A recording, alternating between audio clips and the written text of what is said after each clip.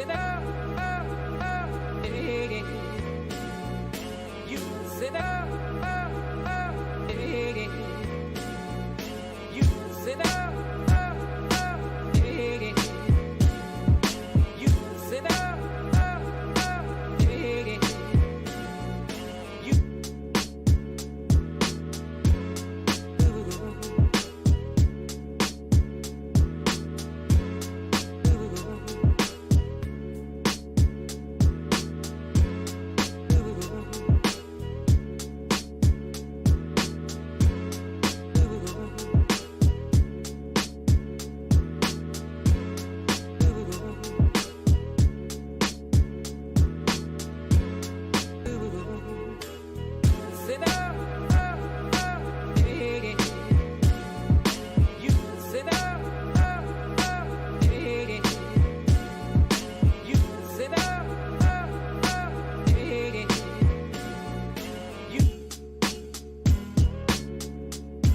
Like the cool blue light, like the cool blue light, like the cool blue light, like the cool blue light, like the cool blue light, like the cool blue light.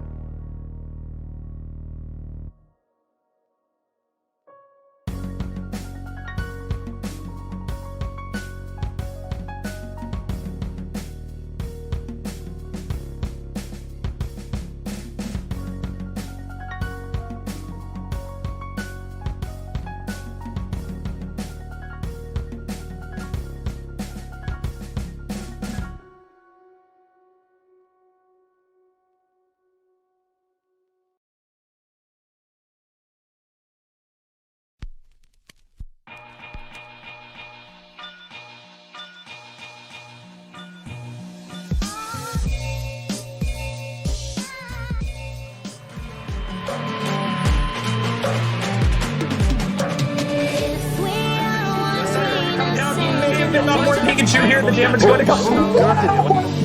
I can't believe this guy. It'll be very tricky. Look at that shockwave going to land for XPNX, and it looks like Sac State just going to wipe this 3v3. Oh, big play out of Garrett. Monster kill from Venti. Sac State going to go ace for nothing. Huge flash up. The really collared. Huge for Garrett. Venti is popping off Garrett.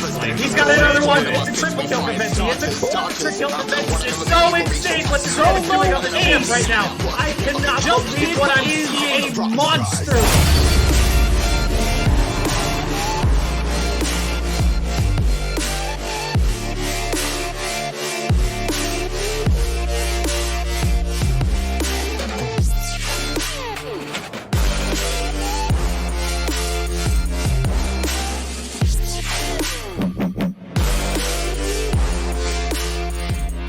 Ladies and gentlemen, boys and girls, children of all ages, hello and welcome to today's coverage of Sacramento State Esports. I'm Nick the Lights Azevedo. Joining me on the cast today is Anthony Montesquieu Montez. How you doing today, Monty? Doing well. Looking forward to an awesome series tonight. How you doing yourself, Nick? Oh, I am so excited, and what a series it's going to be, because today we've got Sacramento State's League of Legends Green Team taking on the Portland State Vikings. It's going to be a huge one here. So now both of these teams are hot off some real nice wins in their respective series last weekend.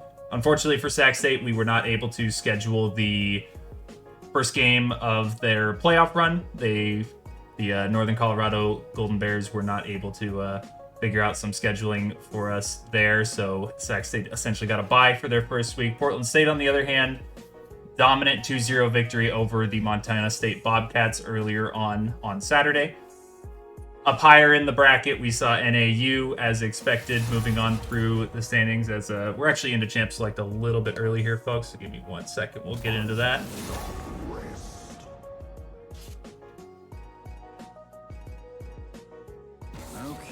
All right, so starting us off, we've got Yasuo Ban for Sacramento State taking away some of Ice Cream Paint Job's champ pool. And what do we think of this guy, this Ice Cream Paint Job? Seems like a pretty good player for the side of Portland, huh?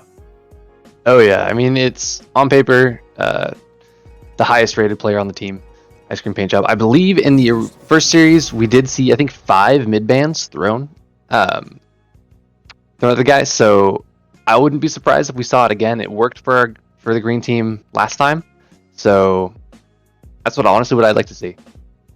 Yeah, you know, Portland State's success just hinges so heavily on Ice Cream Paint Job, and my God, does he bring the goods for this team. Been a huge part of their run through the Big Sky Conference thus far. And so some interesting bans here. You know, Galio has been a huge pick for XPNX in solo queue. He's had a ton of success with that in solo queue, but hasn't translated it into any sort of competitive play just yet. But Portland State clearly thinking that is worthy of a ban there. And yeah, it looks like they might have been trying to really like focus on the like mains of each of our players. The Nautilus is a little suspect because I know Garrett likes to play the Thresh and the Rakan. They may also be targeting specific ADCs the Nautilus tends to be played with, but Jinx pick away.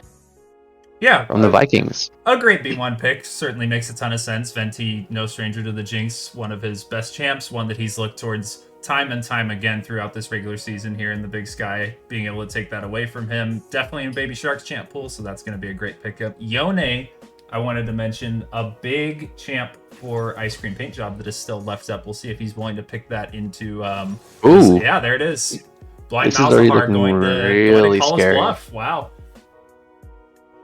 They're looking really scary for Sac State. I mean, Amumu Yone is a pretty scary just team fight comp all on their own, without even any of the other elements the team's going to be picking here. Funny enough, Amumu did have the flex previously with jungle and support, but the cost to the bandage toss, the MP cost increased a couple patches ago, I think pretty much killed off support of Amumu. So it should be going in the jungle. And we see classic pairing with Caitlyn here for the side of Sac State. It's going to be Lux for Garrett down in the bot lane. You're going to expect the shove out of this bot lane. You're going to expect a real heavy lane focused performance out of these two. So I go. They've proven that they can do it, and they're going to look to do it here again. But we'll see if that incredible scaling and team fight power that Portland State has drafted is able to outlast the onslaught that is Venti Caitlyn and Garrett Lux. Oh, yeah, I am curious. I mean, Morgana was a potential option. I guess they maybe wanted more of just the upfront burst damage that Lux brings. Having access to that Black Shield for the Mumu's Curse of the Sad Mummy and the Yone Ultimate could have been useful. But we'll see if the more aggressive duo of Lux Caitlyn will work out better for him. Yeah, I certainly agree. I think maybe what you get out of picking the Lux over the Morg is, of course, more damage, more one-shot potential. It's just another damage that you're adding to this team.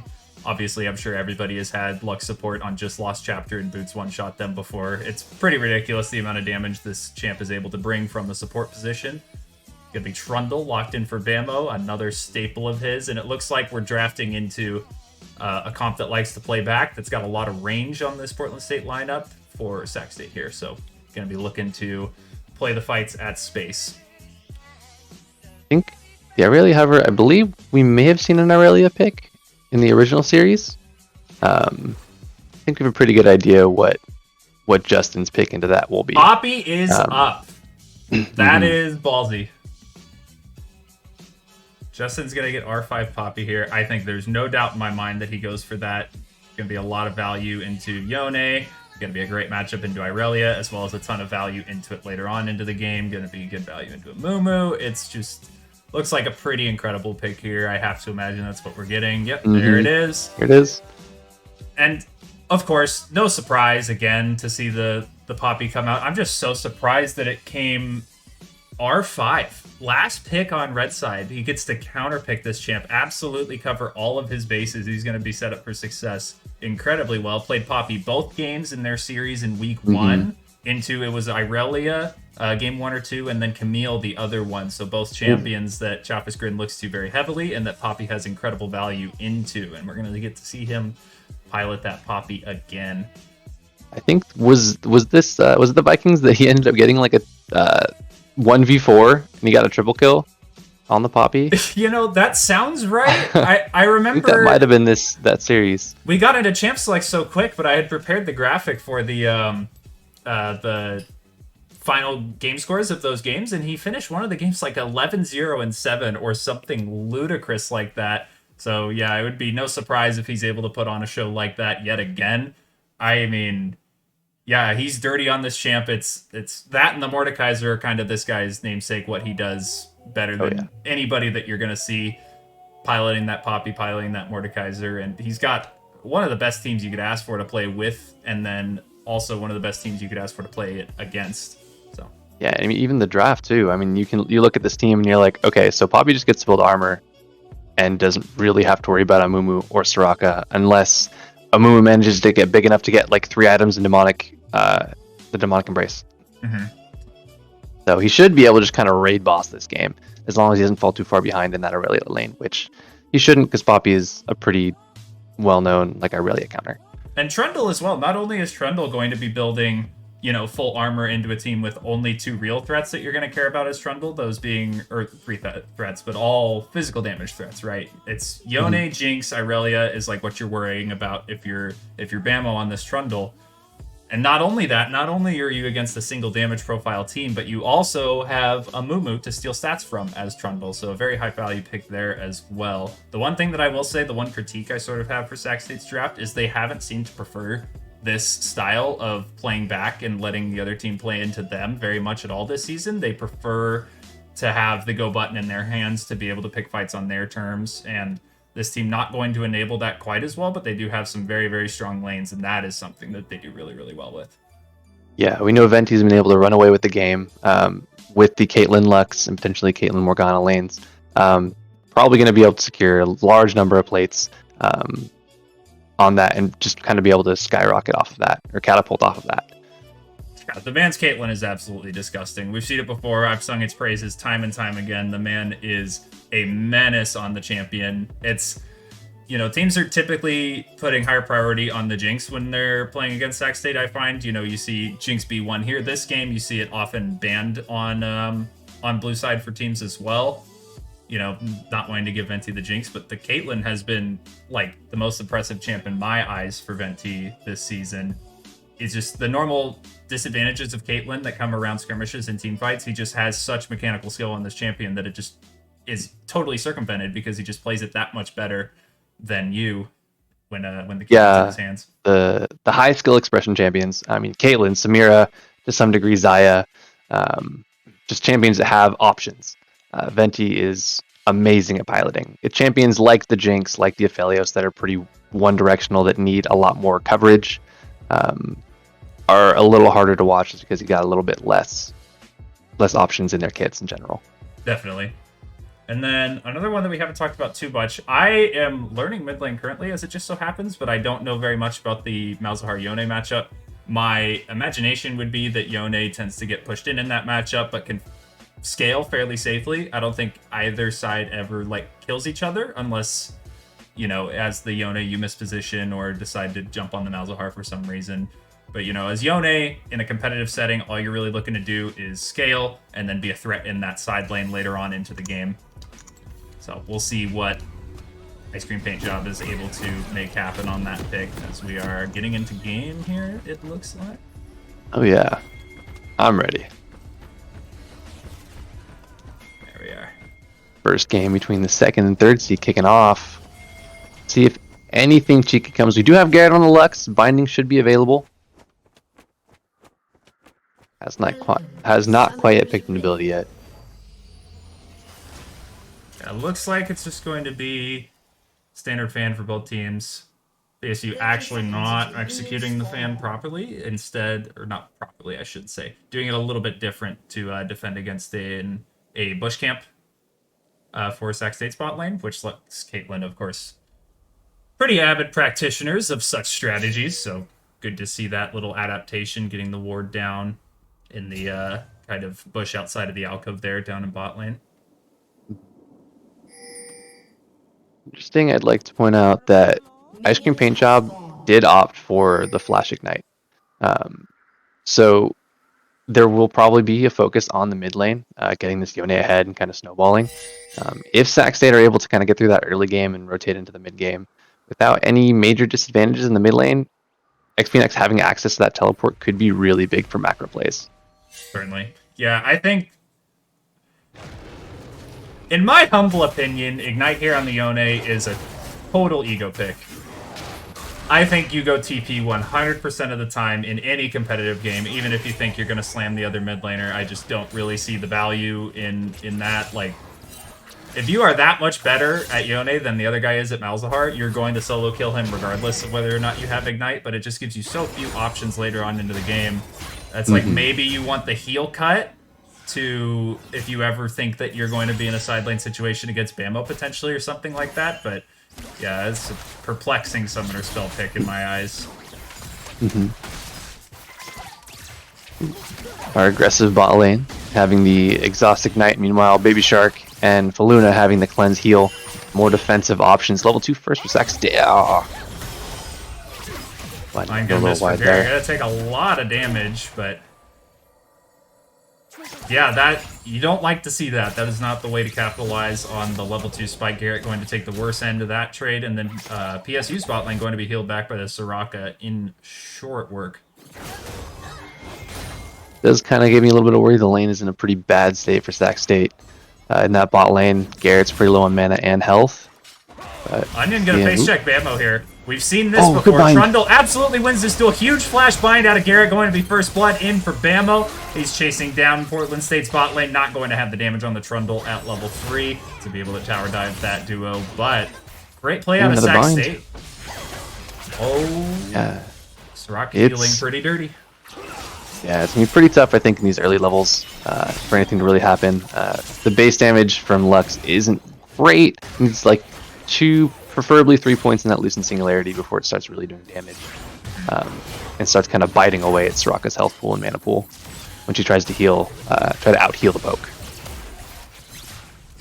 It was great to be there out of Bammo for that play. So smart being able to recognize that his bot lane's got prio. Their wave is in a bit of a suspect spot at the moment, and that Amumu would be pathing down there at that time and would be possibly looking to make a play. Then they're able to capitalize on it. Plays on opposite sides of the map. Garrett doesn't have flash, and they are trying to push that lane. You know, Caitlyn likes to keep the enemy under towers so they can pressure for those plates, but may not be the spot you want to be in with Amumu being in that bot side. They do have the single Tri-Brush ward helping them out a little bit. But yeah, they do have Bambo up on the top side of the map clearing away that topside Scuttle Crab. Likely going to be in a position to get the double Scuttle onto Onion this game off of his bot lane pressure. Yeah, you just kind of see those, the getaway pings. Like they're going to give it up.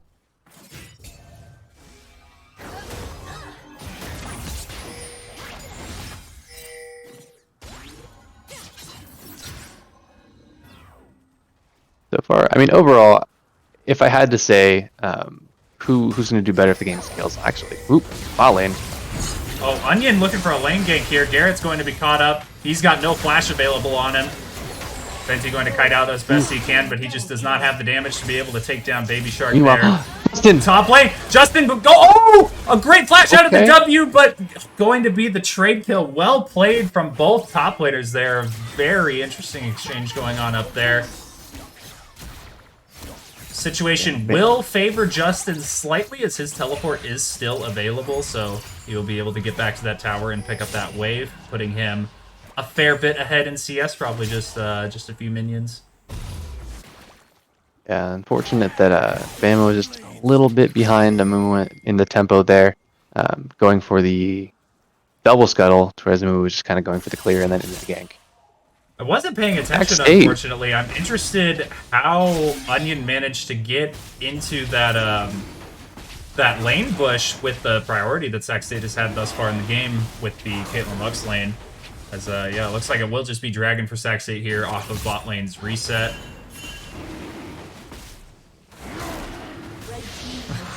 Bamo gonna be dropped real scary low off the Dragon, but no problems there.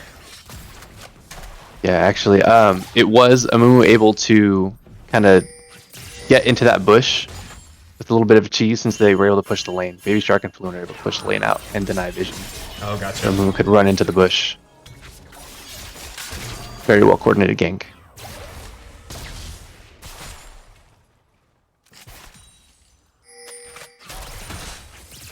You have level 6 coming out for Malzahar and Yone. Gotta be tricky to make any plays happen around that mid lane, I'd have to imagine.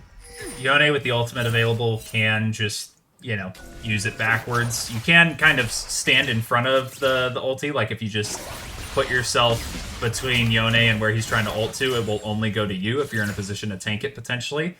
So maybe we see some combinations come through for Bamo and XPNX, but I don't think that 2v2 is winning at this point in the game. No. Yeah, it's mostly going to be on the onus for one of the two to potentially roam. XP did use the TP to get back to lane.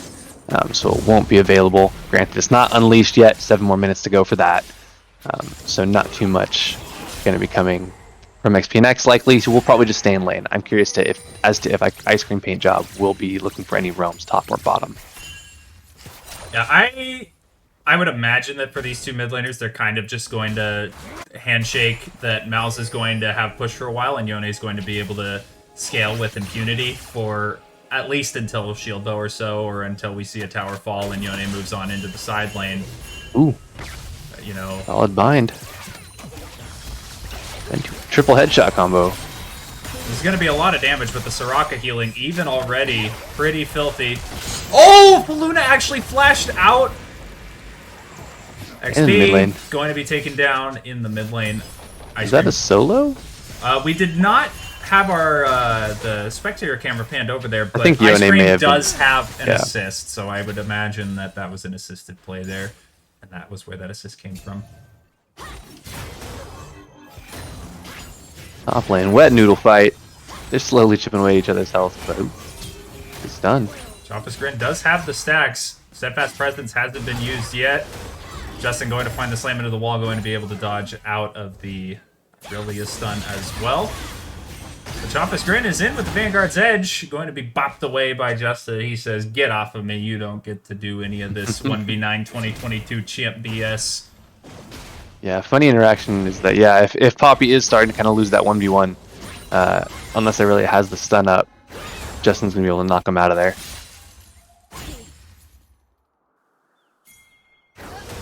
Overall, these lanes do kind of seem like they have the ability to sort of disengage kind of on a whim. Or kind of be more comfortable walking away from fights. I mean, if Baby Shark and Paluna take a bad trade, they have Soraka. Oh, everything goes wide. You hate to see it. That Spam was flashed down. Oh, Baby Shark has got the blue suede shoes down in this bot lane, making Garrett look silly, something you don't often see against our boy. And he has made his way down into the bot lane. Sac State going to be able to play at enough range to stay out of threat of the Amumu. Fortunately for them, as I don't think they were aware that he was there. Yeah, I mean, and you can see this Soraka healing's coming through. Baby Shark getting knocked down to below half at least twice there.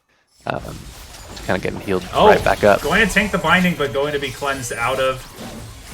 And he's chasing, however, the heal going to come down for Paluna to keep Baby Shark topped off. Another W going to come through, but there is just so much damage from the Sac State bot lane.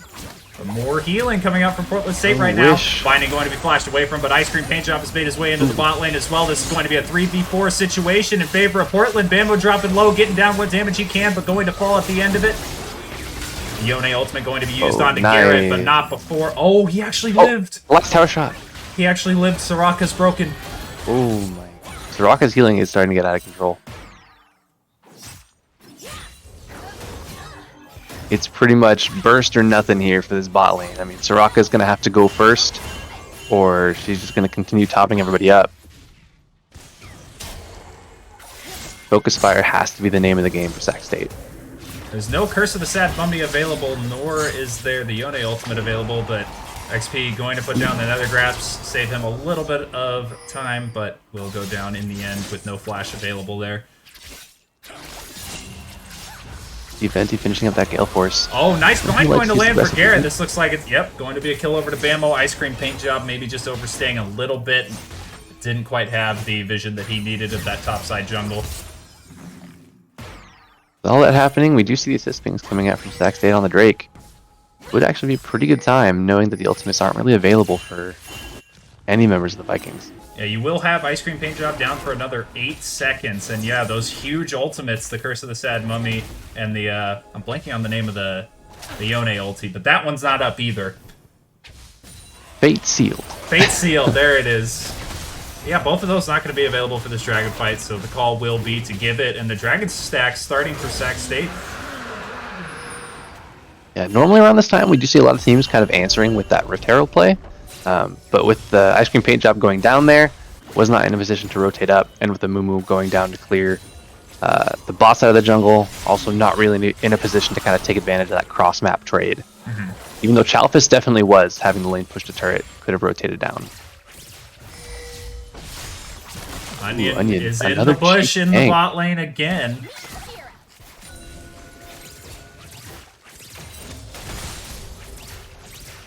Ooh, Controller's gonna clear out that vision.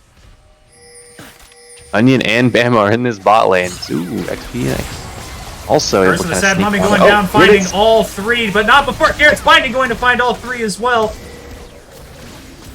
Ooh, Chasing down the heads up. members. Oh, XP going to flash into just about nothing. Venti's got the Gale Force in, though. Going to find the ace in the hole onto Faluna. Baby Shark is so low. We'll see if Bammo's able to pick up that kill. Looks like the call will be to skirt on onto there. Ice Cream Paint Job looking for the Fate Sealed onto Bammo. Going to be able to have the damage. Oh my. Going to be able to get out safely as well. The health bars on XPNX and the mana bar on Venti not going to be sufficient for that chase. Love the interaction with Yone being able to just kind of completely ignore the Malzahar ultimate. Actually, the XPNX flash earlier, Oh, I is think that he what may have been happened? thinking that. Yeah. Whenever he Gotcha. does that like out of body thing, he can basically just break the Malzahar interaction, the soul unbound. I knew that I think one. XPNX flashed forward thinking his ultimate was going to be up.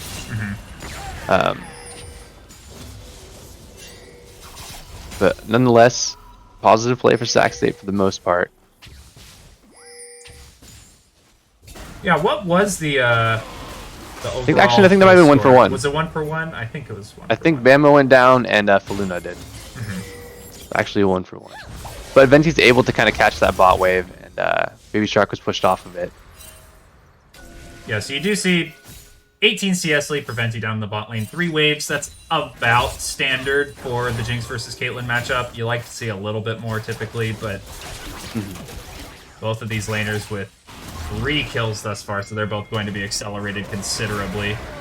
Bammo looking for this duel onto Onion, potentially going to put down the subjugate, but not going to chase, as Ice Cream Paint Job did have the inside track. And we've got a combo onto Faluna in the bot lane. Venti going to go down to Baby Shark here, though, as he's able to dodge out. Chasing down onto Garrett. Looks like the last rocket will do it. The red buff slow is on, but Baby Shark won't be able to chase through the tower there. Nice flash out of the zap for Garrett.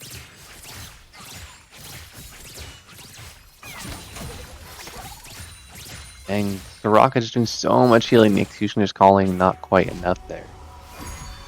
Yeah, it's gonna be hard.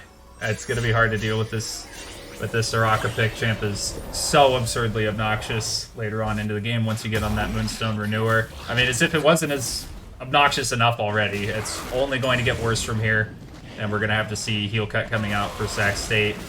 Even more than Venti's Executioner's calling, I would have to imagine. And usually, I mean, like, typically we see Garrett on those aggressive champions, the ones that can kind of pick out the Soraka and look for the 5v4.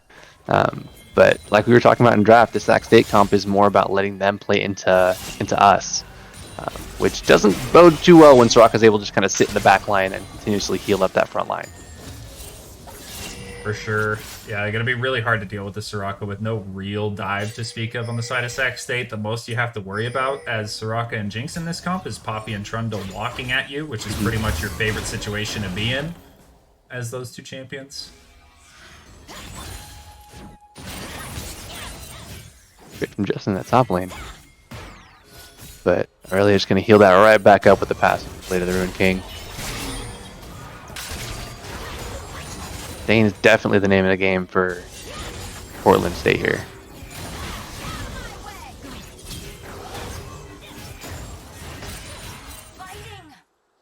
Justin got quite a bit of resist, but still going to be beat down slowly but surely by that Blade of the Ruined King that Chaffet's Grin has picked up on this Irelia. You see the defensive itemization from Justin? He's definitely going to have to act as that vanguard for the team, the major front line, going that Sunfire Aegis as opposed to like more damage-oriented Divine Sunder that sometimes Poppy can go. I believe Bammo is opting for it though. Or Strong looking at the mid lane. Ice Cream Paint Job did cancel his back. Sac State, I don't believe, was spotted by any wards on their way to this play. Garrett going to show just a touch early there, going to tip Ice Cream Paint Job off to the play. They're going to make their way out of there. And Portland State, this is going to have to be the dragon that they fight for. This one could potentially put Sacramento State on Hextech Soul Point.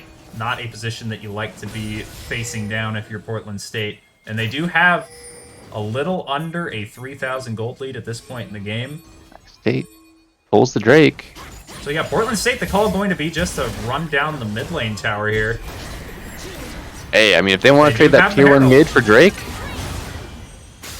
even if it gets a tier 2 mid, that's not that bad, especially with Sac State being its sole point. Yeah, I don't like the play overall. You could use the Herald later. You could use it top to free up your Irelia, because Irelia is just hitting a brick wall into this Poppy. You can use it bot lane to break that lane open. It's a lot of better ways I think you use the Herald. I don't hate the idea of going for the mid tower there if you are not in a position to fight, but you are up quite a bit of gold against Sac State at this point in the game, and you just gave them, you know, one of the most advantaged, you know, sort of places that a team can be in, being on Soul Point. You completely dictate macro for the entire rest of the game when you're in such a position. Yeah, I didn't really see any major pickups from the side of Portland State, so I'm not really sure what they... Maybe they didn't want to coin flip the Drake fight, because they know if they lose that fight and they let Sac State get to Soul Point, it's pretty doomed. So just opting for that safer play is probably like the more consistent option, but is it a proactive enough play? The question. Got two members from Sac State moving up into this top side right now. Venti going to be catching the waves mid lane, but going to be 3v1 on the Choppa's Grin as Onion is just clearing up towards that top side, but maybe not privy to what Sac State's cooking up just yet.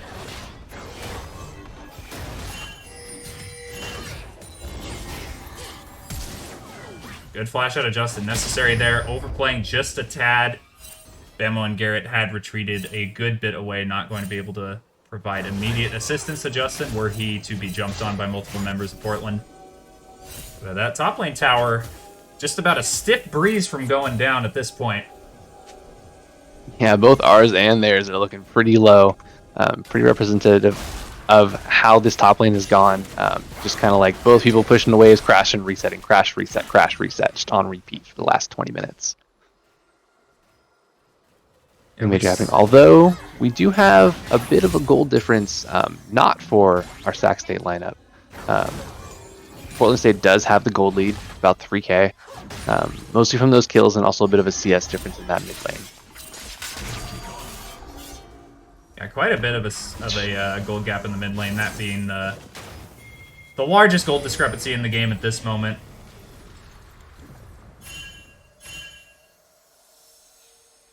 Well, Onion didn't find that pink. Honestly, it's gotten some coverage on Reddit, but there is an issue with like packet speeds, where wards and jungle camps aren't showing up as you pass them.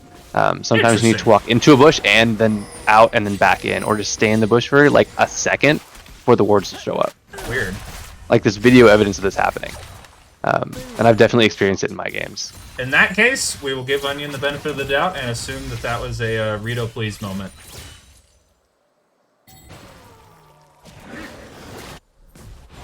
Also, they've actually changed up the lane assignments here. Yep. I don't know if Ice Cream Paint Job's necessarily going to have any better time against Justin in the side lane than he would against XPNX. Maybe this is by Sac State's will, having XP match the Irelia. You have Drake coming up in a minute and a half, and Sac State is on that Soul Point. Having Yone with no teleport in the top lane might be a little sus. Granted, Justin doesn't have it yet, but it should be up before or just as the Drake is spawning. Yone can cancel the teleport, but it shouldn't really have any major kill pressure on Justin at this point. Yeah, we're a minute 15 out, and, you know, a minute 15, a lot can happen in that span of time. Could it be a Baron for Soul Trade? Gonna be a pick onto Choppa's Screen in the bot lane. Going to be a Baron for Soul Trade. That seems to be the call that Portland State is making. They do have... On my way pings are onto the Baron for Sac State. This Baron's burning quick, but Jinx isn't quite to the Baron Shred levels of damage just yet. Baron's at 4k. Baron's at 3k. Down to 2k. Justin's in. Going to be Baron for Portland State University. Ice Cream Paint Jobs, Fate, Seal, going to be flashed out of from Venti. Ice Cream Paint Job getting chased in onto Bamo. Ace in the hole going to find the kill for Venti, and it's going to be Baron for Portland State, but at the cost of their mid laner. Alphys does have that Unleashed Teleport. Not really, unless that's a ward by behind the Drake pit for Portland. Nope. No real way to get to this. Gonna be tricky. And without their strongest or second strongest member, it's going to be really, really tricky if you try to contest this soul take for Sac State. Chofis Grin is teleporting top lane. They're just going to give the soul.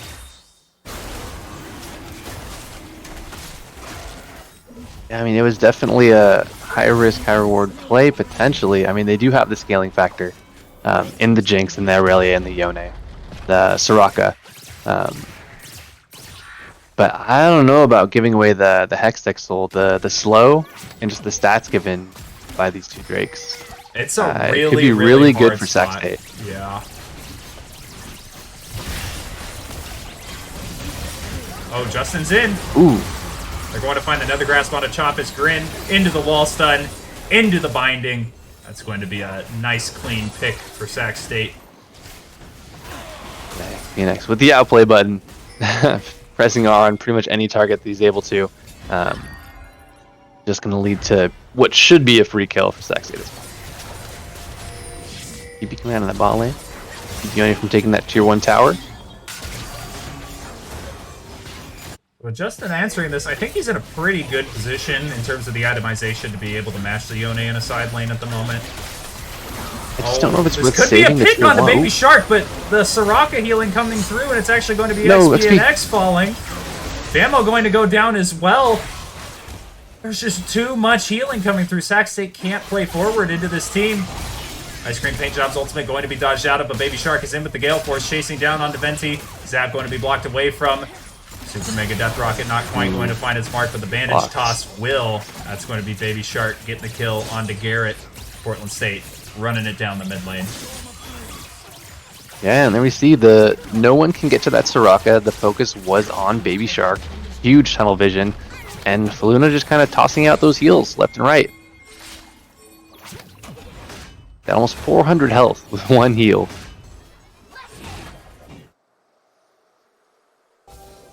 And this game just keeps getting a little bit more and more sus for Sac State as we creep into that 30-minute mark. We do have Malzahar, who is an absolute monster at the 5-6 item mark.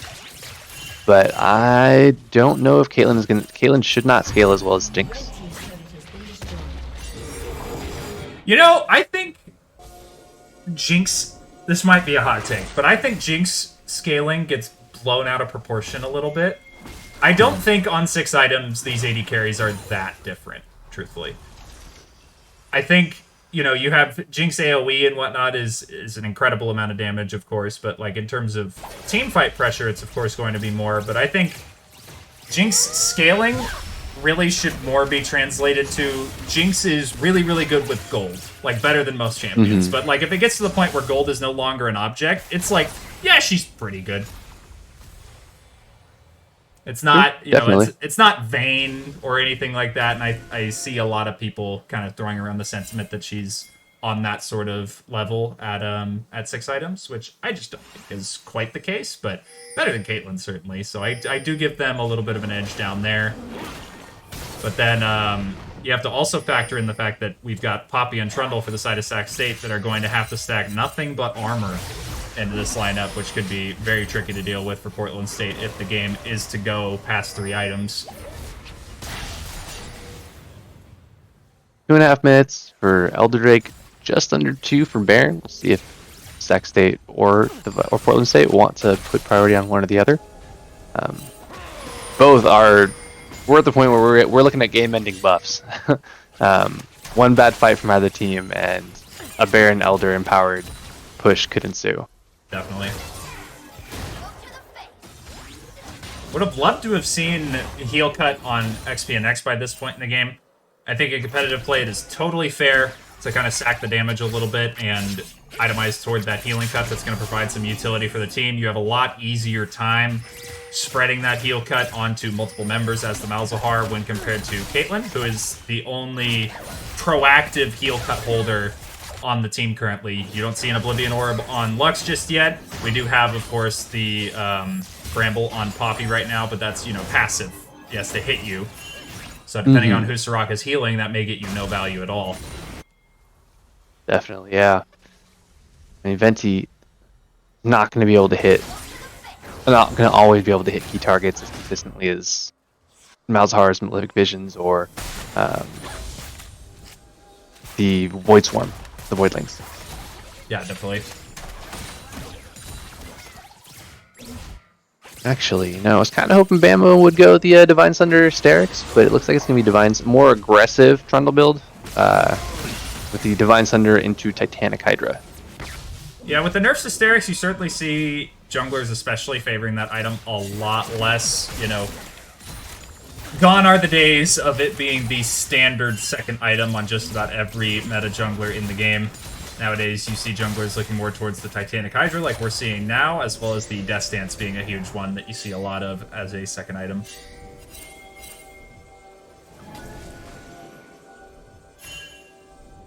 Objectives are coming up. Teams posturing. Sac State will likely kind of be slow on getting to these objectives. Unless Portland puts no priority on it and just kind of wants to do a little bit of ARAM. Nice pillar going to find Onion, but he is not the squishiest member in the world. A nice charge going to find him as well, going to be silenced up. All this rock healing coming through. A huge Fate Seal for Ice Cream Paint Job, going to lock up 3 members of the team. Venti dropped to just a sliver before he falls. Choppa's Grin is into the back line, cleaning up the rest of the team. Justin going to flash out of there. Looks like he will walk out of this one with all the armor he's got stacked up. But Portland State is on the map with 4 members of Sac State dead. You see again so much pressure put on a Baby Shark and Onion. Baluna just kind of left to sit around and throw heals out onto Baby Shark because nobody has Grievous Wounds that's going to be able to hit the Jinx. Could be game, maybe? It certainly could be. Death timers are long enough. Timers are shrinking. Justin's very tanky on this Poppy, but not quite that tanky. He might be buying The top. Soraka will fall, crucially. The rest of the team of Sac State is chasing down these incredibly low Portland State members. Could be a throw. Choppa's Grin is going to actually find the kill on Venti there in the base. Huge outplay to be able to burst the Caitlyn from 100 to 0. That's what you like to see on the 2022 champ. What I thought was a game over turned into a throw, turned back into an even game state. Oh my. That will not kill, not quite. XP is close with Malefic Visions ready to go. We've got the Is level inside 16? track onto Elder Dragon for Sac State at the moment. No damage here, though. Looks like they will back off of it. Be Baby worried for a Shark having sec there. access to the rocket. And Bamo didn't have Smite, so I think that was probably the big call. Oh, yeah, that's a no-no. Thinking, yeah, no Smite on the jungle area, especially when the other team may have it and they have access to the Jinx rocket. It's usually pretty tough to actually contest. I would have still liked them to be able to get down vision there while they had the inside track on it. It is so hard for Sac State to walk into this Portland State lineup here. Justin just going to do just that, however. Elder Dragon's at 1,000. Going to be picked up by Portland State. This fight will be just about impossible for Sac State. Ice Cream Paint Job is into the back line. Venti dropping well below the threshold. Any lick of damage will do it. And that's going to be ace for 1 in favor of Portland State. Open Nexus, you gotta imagine they're walking this one in.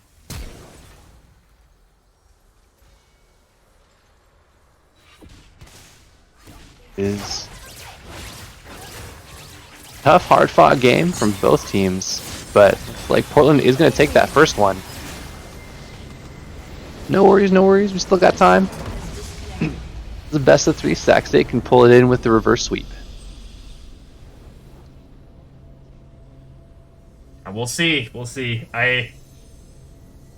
Well played game for sure from both sides. You saw Sac State just slip a little bit toward the end of that one. Is a tough one. You saw, I think maybe we look at Sac State's lack of sort of ability to fight on their terms that we were citing as something that they tend to prefer to do very much in their other games. So, we'll see if maybe the draft switch up next game is you look towards that. Maybe we look at a Yone ban. In terms of if you're Portland State here, you're sitting pretty, played a real good game. Got to be looking to run it back, I'd have to imagine. What do you think? Oh yeah, I don't think Portland really has to change anything. The onus is going to be on our Sac State Green Squad to kind of change the drafts, change the picks, play more to their strengths, their play styles, which is getting Garrett on something aggressive and just kind of trying to play around Venti. For sure. Yeah, the Caitlyn Lux lane, it panned out a little bit, but you didn't really see it get the kind of leads on this bot lane that you expect a lane like that to get. But yeah, excited to see what the boys bring for game 2. We'll have a fun little mic check for you all to enjoy in just a few minutes here, so make sure you stick around between the games for that. And then after that, we will be back into Champ Select for game 2, so stick around.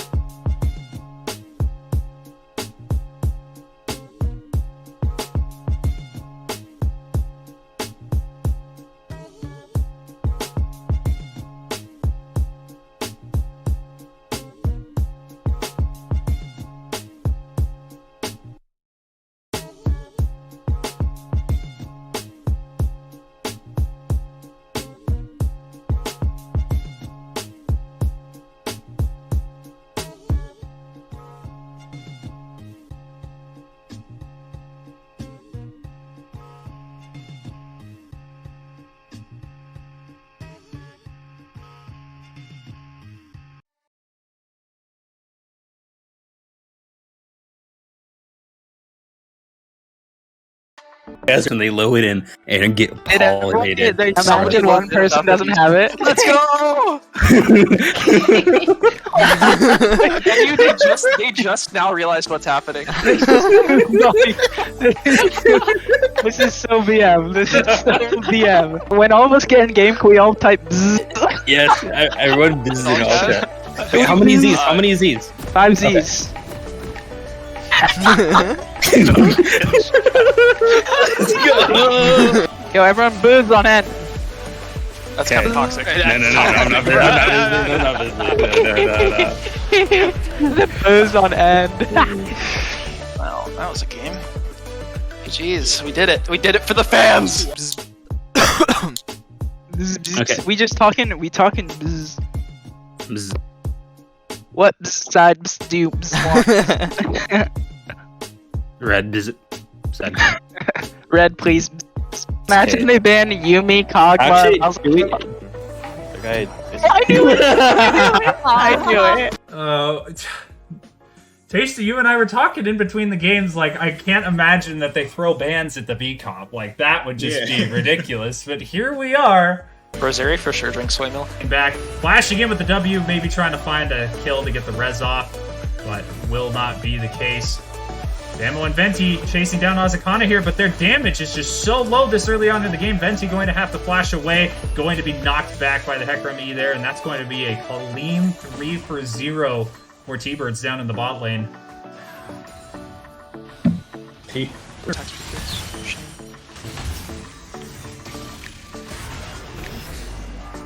My bad. All good. It happens. Just limit testing, So if we lose this, are we going back to B? We gotta go back to B comp. Just executing this 1-3-1 just as you wanted to see. Oh, 50 Rye guys. I'm gonna Yeah, call we- up you, we Justin. can go Nobody's for there yet. Nobody's on top of you yet, Justin. Hecarim's there, and Ezreal now. You have 2. Okay. It's fine, I call him. Out of the death realm, but Justin is an absolute raid boss on this Mordekaiser right now. If T-Birds does not play this carefully, they could both just fall to this Mordekaiser. Oh, a nice arcane ship going to get Zai. Phoenix P are gonna be over 9 now. Justin? He's Okay, actually JJ. unkillable. No, He's Justin. unkillable. Yeah, he might die to Ari, but maybe.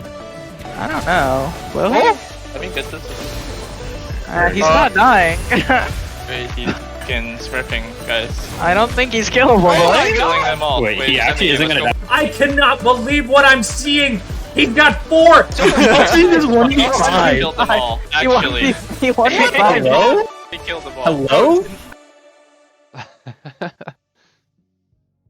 All right, and these boys waste no time, ladies and gentlemen. We are already back into Champ Select here in Game 2 of Sac State versus Portland State. Portland State able to take Game 1 off of our boys there. We'll see what Sac State chooses to change up here in Game 2. Starting out, it's going to be Yasuo and Yone bans this time around. Not going to let Ice Cream Paint Job run that Yone back, and we'll see what other adjustments Sac State's going to make. The Yone, you see that coming through. Really, the one issue they think that they found. See if Portland State wants to run back. That I can't see our boys picking away the Soraka, so they may have the opportunity. To run You that back. can't? I most certainly can see our boys picking Do we away think the we might see a Soraka. Soraka first pick? I really hope they don't do it B1. That didn't go great last time. Okay, yep, Jinx, super standard. Great, looks good. Not gonna be Soraka just yet. Lucian plus an Lucian Enchanter answer. tends to be pretty good. True story. See here, this. Lucian Lucian, Nami okay. Nurse got reverted. It was Yeah. like 5 damage, but it's a lot when it ends up being 15. Yeah, but this is normal now. Nami healing, I mean, she heals. It's annoying in lane, but Yeah. it is not Soraka. And then Nami is immobile, a lot more killable than Soraka because Soraka's teammates are such a threat that it just becomes a Ooh. matter. Oh, We haven't seen this in a hot minute. no, we have not. Back in week 1, the last time these two teams played, Venti and Garrett were given Jinx Thresh both times and won both games. In the interview after the match, Garrett said that they would not lose a game when given Jinx Thresh. We saw that not hold up against the Northern Arizona University back in week 4, however, but we'll see if they can run it back, pick up those dubs the same way that they did back in week 1. It's going to be Ari rounding it out for XPNX and Twisted Fate, another signature pick of Ice Cream Paint Job, going to be drafted up in the mid lane there. It looks kind of like a callback to the norm of what we expect to see from our green team. Garrett unlocked on the Thresh, Venti playing the scaling hyper carry, XPNX being able to play the sought out assassins, typically put on control mages or more team oriented picks. And the recent Ari changes are definitely very, very good, especially into immobile champions like Twisted Fate. He does have the point and click gold card. But there is plenty of CC mobility from Ari to kind of continue following through after those gold cards come out. Yeah, and we see jungle getting pinched quite a bit here. Like a good chunk, you know, Hecarim Jarvan is more bans than we usually see thrown at Bamo. He still has, you know, picks that he can look towards, like the Zinzao that he's favored very heavily. And that's going to be Volibear drafted here for Onion. Oh, Signature pick of his. That's one that he's been looking to very, very heavily throughout the regular season. I already really like the draft for Portland. If they're planning on doing what I'm thinking they're planning on doing, which is basically permadive the bot lane. I'm not too sure what, like, level 6 Twisted Fate, level 6 Volibear. Not too sure what the play is when you have Lucian, Nami, Twisted Fate, Volibear diving you. Yeah, that's a tough one. We'll see if that's what their plan is. But if anyone can look for the outplay, I expect it to be Venti and Garrett. Certainly. You see them, you know, last Ooh. game, in a game that they were expected to get the 2v2 win, they really did not. But, you know, normally the adage with this team is that they are quite capable of getting 2v2 wins, especially in places where they're not necessarily supposed to. This is going to be Gnar for Justin. His first play of the Big Sky split thus far on the Gnar, but definitely no stranger to the champion. And we'll see. The draft definitely. Ooh. Jax.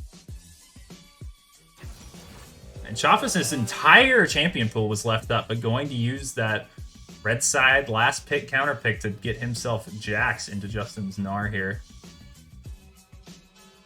A lot of the damage coming through via auto attacks. I mean, XP and X on the Ahri likely won't be able to burst down the Jax host once you start getting later on in the game, just because of the sheer amount of stats he gets from his ultimate.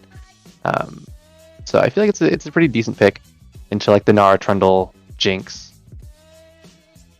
And then overall, with Sac State's team comp, they do scale fairly well in having Venti be able to basically AoE rocket everybody if he's able to get ahead early for mid-game skirmishes. Mm-hmm.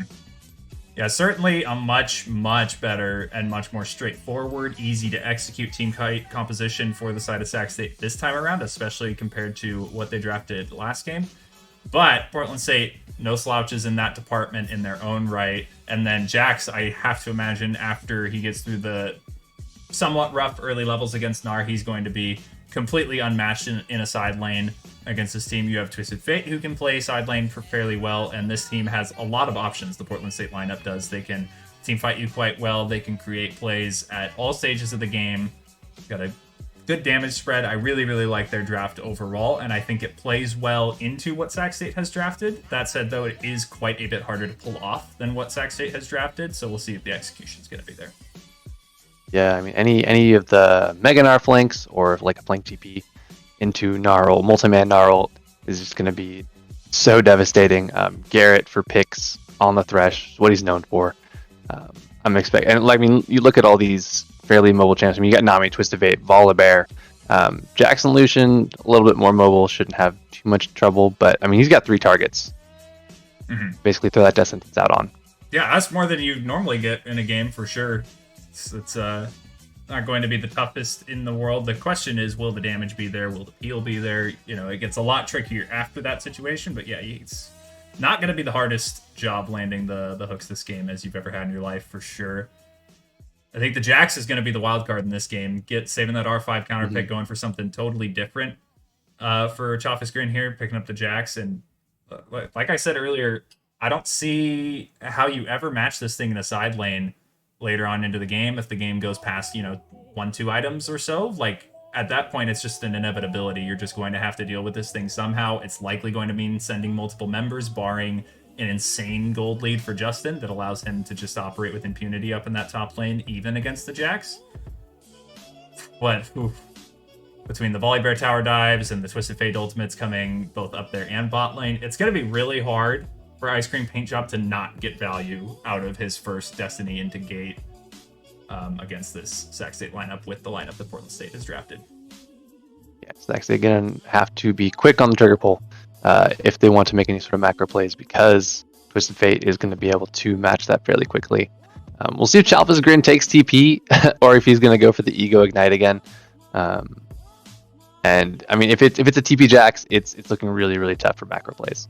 The side of Sac State. Yeah, I agree. It's yeah, I'm pretty wishy-washy. I'm gonna give draft edge to Portland State officially. You can put that down in black and white. That's where I'm putting it. But again, the big caveat of it's gonna have to come down to execution for this lineup, and it's not the easiest to execute on in the world. You see a lot of Jinx Thresh lanes, especially ones piloted by Venti and Garrett, lead to early solo kills and snowballing and all of this stuff. And Lucian Nami, a strong lane, about as strong as you can draft, but not one that a lot of people are playing lately. So we'll see if Portland State's bot lane is playing that lane and is able to go toe to toe with Garrett and Venti in this one. See if they're going to be able to kind of pull off that fairly high execution comp. Towards Sac State really just kind of needs to get that early game lead and snowball into the mid game and finish this up fairly quickly. Certainly. We are getting into game here shortly. Super excited for this one. We'll see who's going to take game 2. I have a pause at the very beginning. Oh, is that? Yeah, that seems to be what we're dealing with. Yeah. Here. So a little bit of spectator bug. Yeah, just one moment, ladies and gentlemen. And there we are. Like Bama may have needed that Starlink hotspot. Classic, classic. Ooh, okay. It is the Sac State Classic as well. On the way pings into that tri-bush. See if Chalfis is going to, yep, smart play in defending that tri-bush, is walking outside of it, seeing that invade coming and being able to hopefully walk away. Unless Garrett can answer with a flash hook. Be willing to go for it. Normally, I'm a big fan of flash trades on these engaged supports, especially ones that tend to go with the Hex Flash, which I have to imagine that Garrett has opted into underneath that Glacial Augment for himself this game. But this time around, you're going to be under so much threat as Sac State's bot lane. You're going to want to have that flash available. You know, even if it's just to flash Lantern your Jinx to safety, to flash out of, you know, Volibear and TF yourself, it's going to be something that you're going to want to have access to. Definitely.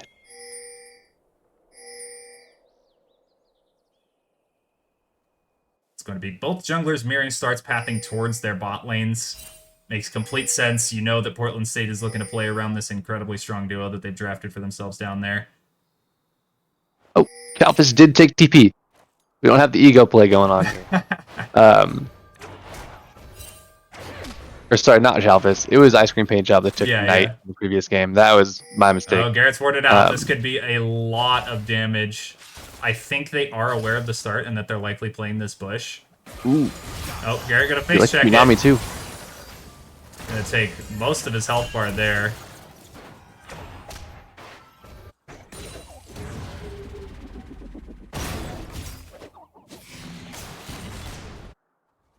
He does have access to those biscuits and those pots. He's gonna be able to heal right back up. Yeah, the sustain will be there, but that's just kind of a teaser Level for 2. what is gonna come out of this Portland State bot lane, I have to imagine. So much damage available. Okay, we'll be looking for the target. Oh my god, I was gonna say it has to be Nami. There we go, there we go. Lucian did not level dash at level 1, so this is going to be Baby Shark dropping very low, going to cleanse out of the Ignite from Garrett. Faluna going to flash in, find the Ignite onto Garrett, but not before Venti is able to get himself the reset flash in for Baby Shark. Venti's got 2 at level 1, ladies and gentlemen. That is all summoners blown for the side of Portland State. Garrett still has flash, Venti still has exhaust, and we just got Venti a double kill. You'll love to see that. Volibear, one of the strongest duelists in the game here early on. Double bust for Bamo, though. The support out of Venti, but a good flash going to get Onion over the Chompers. Both these Sac State members just limping out of there. Onion is absolutely frothing at the mouth for these 2 kills. Might be a little over aggressive. They continued that play. He did get the shove, so I like XP's move to roam down there. Not going to miss too much off of that play. And then, you know, in a world where Onion does overplay there and does look to greed for those 2 kills, maybe XP gets himself 1 back and saves the boys. Looks like this is pushing back to the side of Sac State. Started as a slow push, but it may be more of a crash now.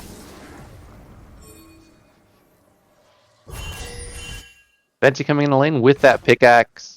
Meanwhile, longsword pickup for Baby Shark, so pretty big damage difference right now. And we're seeing it already super early on into the game. Sac State winning bot lanes that they just have no business winning.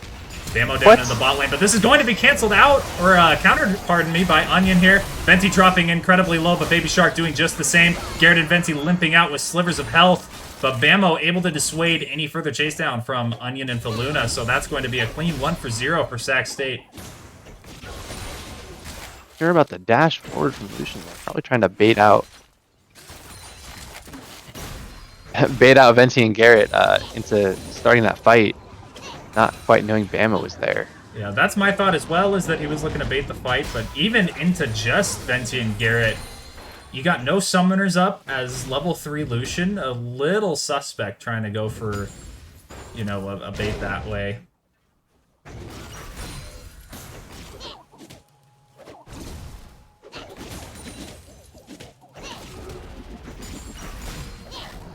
Ooh, Justin getting Emo's aggressive. looking into the top lane, going to force Chop his Grin's flash, but the Leaf Strike will get him out of any follow-up. Justin's got the flash in. 1 more auto plus the Q. did not get that last auto in, so that looks like it's going to be a reset into a teleport from Choptis Grin. Flashes traded for these two top laners. Bamo, though, will get the recall cancel on Choptis Grin, but he's got the counter strike. Bamo tanking up 2 tower shots and going to just die. It's Jax, man! It's Jax! The Hextech Drake is up. I mean, there's no prio from the bot lane, but I mean, honestly, they could potentially step and grab that. Or at the very least, yeah, Onion knows that Bamo's dead. He can potentially solo this.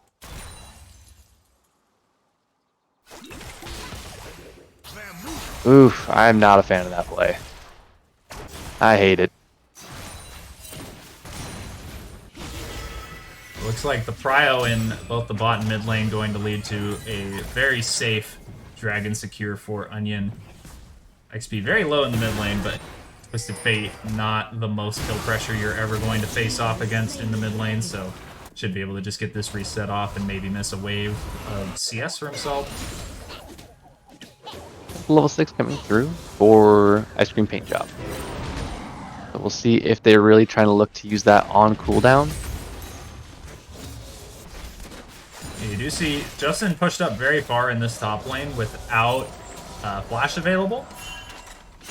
The Jax follow-up going to be pretty good onto that play. You could have even seen him go up there for it right as soon as he hit it, but instead opting to take a reset, pick up a lost chapter, get back into the lane just thereafter.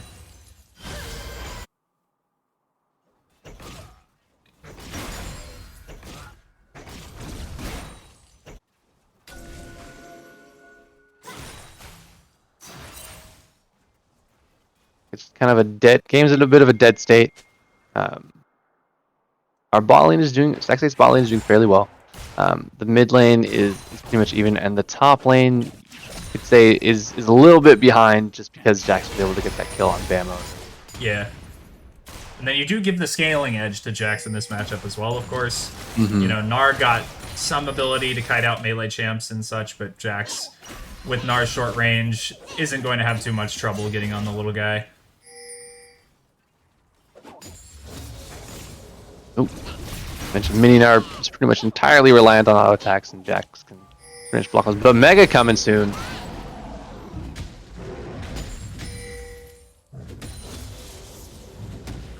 It is Bamo hovering behind Justin here, but Onion also looking up towards the top lane. Ooh. We'll see. Level 5s on both junglers. Yep, Justin dropping very low, and the Twisted Fate ulti is going to come through. You have to imagine this is too dead for Saxay here. The flash going to get Bamo to safety, it looks like, and we've got heavy trading in the bot lane. Bubble going to lock up Garrett, but not before he is able to walk on out of that one. And it's going to be an overwhelmingly winning trade for the side of Portland State. I mean, I'm not too sure about the RTF matchup. I imagine with the point-and-click nature of the gold card and already needing to play around the... Oh, whoa! Wow, that's a lot of Definitely damage. have to respect that. Baby Shark with culling going to be locked up by the Flame Chompers, and that would be just enough to get Venti out of there. But yeah, that's a lot of damage for this bot lane. Justin is up quite a bit of HP here into the top lane. Ooh. The Leaf Strike going to get Chafis onto little Mini Gnar, and that's going to be a solo kill for Chafis Grin, putting him at 3-0 on this Jackson. Boy, if you thought he wasn't going to go match in a side lane before, it's really not going to happen now. This top side is looking a little bit rough, and I mean, not to mention the objectives. Portland State able to secure that first strike and that first Herald. This Herald can go pretty much anywhere. I mean, they can just crack that top lane turret, unlocking the Jax in the mid lane turret to kind of free up TF to kind of swap lanes, put Lucian there, Lucian and Nami in the mid lane, TF in the side lane. Plenty of options. I'd say you probably don't put it bot lane. Probably your least likely place to put it. Probably the top or mid lane. Yeah, I agree. I think the big merit to putting it top lane is you accelerate your Jax even further. The great thing about putting it mid lane, you free up your TF to make a lot more map moves that he's going to be looking to make. Garrett, oof. Just wide on the hook there. Baby Shark's dash going to get him over the Flame Chompers there. Garrett going to take half his HP to the little Lucian combo there. 1-3-1 for Baby Shark, but still doing the damage. The Tails little time, Lucian, the Lucian lane, Nami Lucian, That does so much damage, especially with the Tide Caller Blessings being ability. Probably gaining, actually, it's not even getting max. Only level 1. We've got Bammo making his way down into this bot lane. Going to go for a bit of a bush camp here. Onion has answered, though, and it looks like they saw Bammo. Cove They Gaming. saw Bammo. That ward had just expired, but it saw Bammo just before he walked in there. And they do not know that Onion's there, so it looks like Bammo's going to take a Oh recall my here. god, that Oh, was so dirty. Garrett do be pretty good at that thresh, but Ice Cream Paint Job going to answer with the Twisted Fate ultimate. Venti dropping very low, but not a whole lot of follow-up damage to come through. Onion's got the flash in. As soon as the cooldown is up, won't even need it. Venti going to turn around, knows he's dead regardless. Going to try to get the zap off and hope that Onion misplays there. Going to be 2 for 1 down in the bot lane, favoring Portland State. You kind of see that the Volibear TF, the 4-man bot combo coming out. There's not a whole lot you can do about it. And that wasn't even the turret dive edition.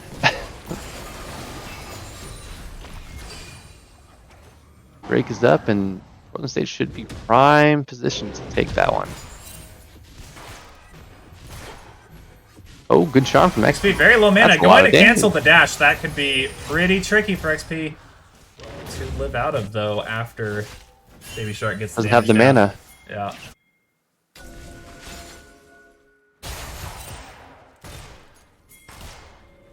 Wait, Portland didn't grab the Drake there? Venti and Garrett might have been able to kind of get up. This Portland team's allergic to dragons, man. I entirely missed what happened there. I just kind of wasn't paying attention to the minimap. I figured it was secured. That's what I'm all going right. with. They're allergic to dragons. Last game, the back row that I cited as being rather suspect, of course, did work out for them.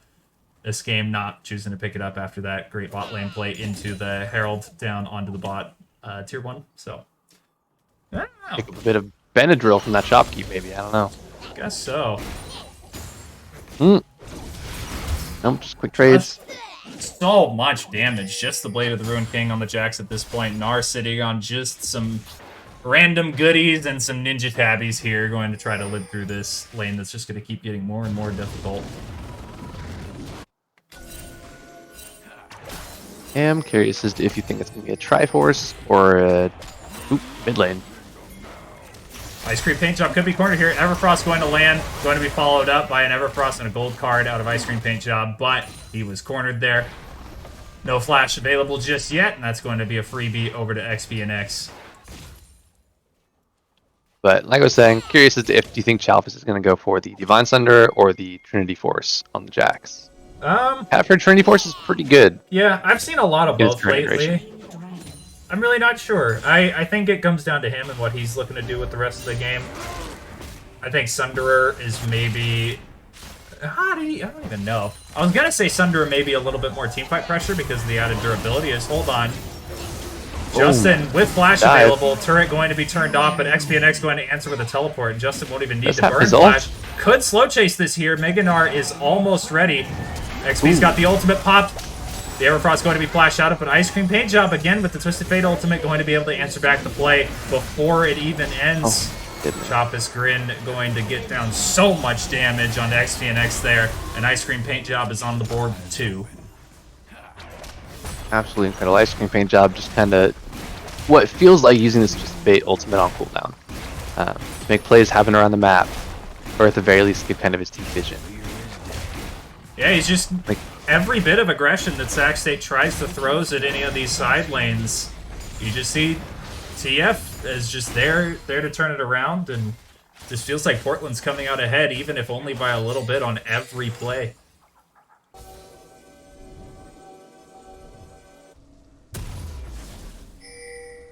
it looks like it will be a Divine Thunder, 'cause I don't believe Triforce uses Sheen anymore.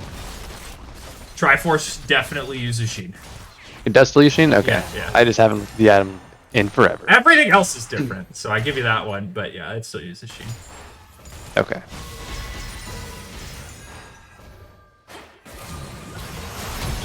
Oh my goodness. I blinked and XP and X was dead. Yeah, there. Oof. Lucianami, it's a lot of damage.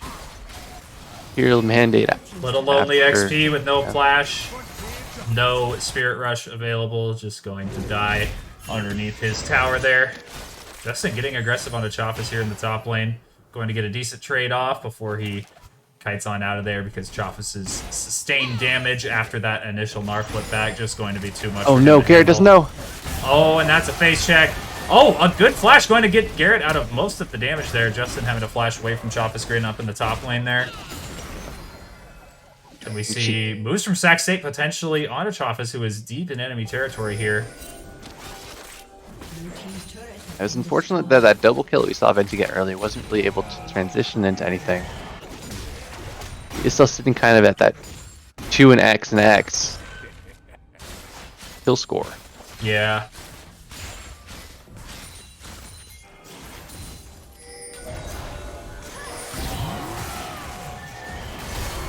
Alpha's gonna be able to walk away. Okay, so I like what Sac State's doing here, playing for Herald.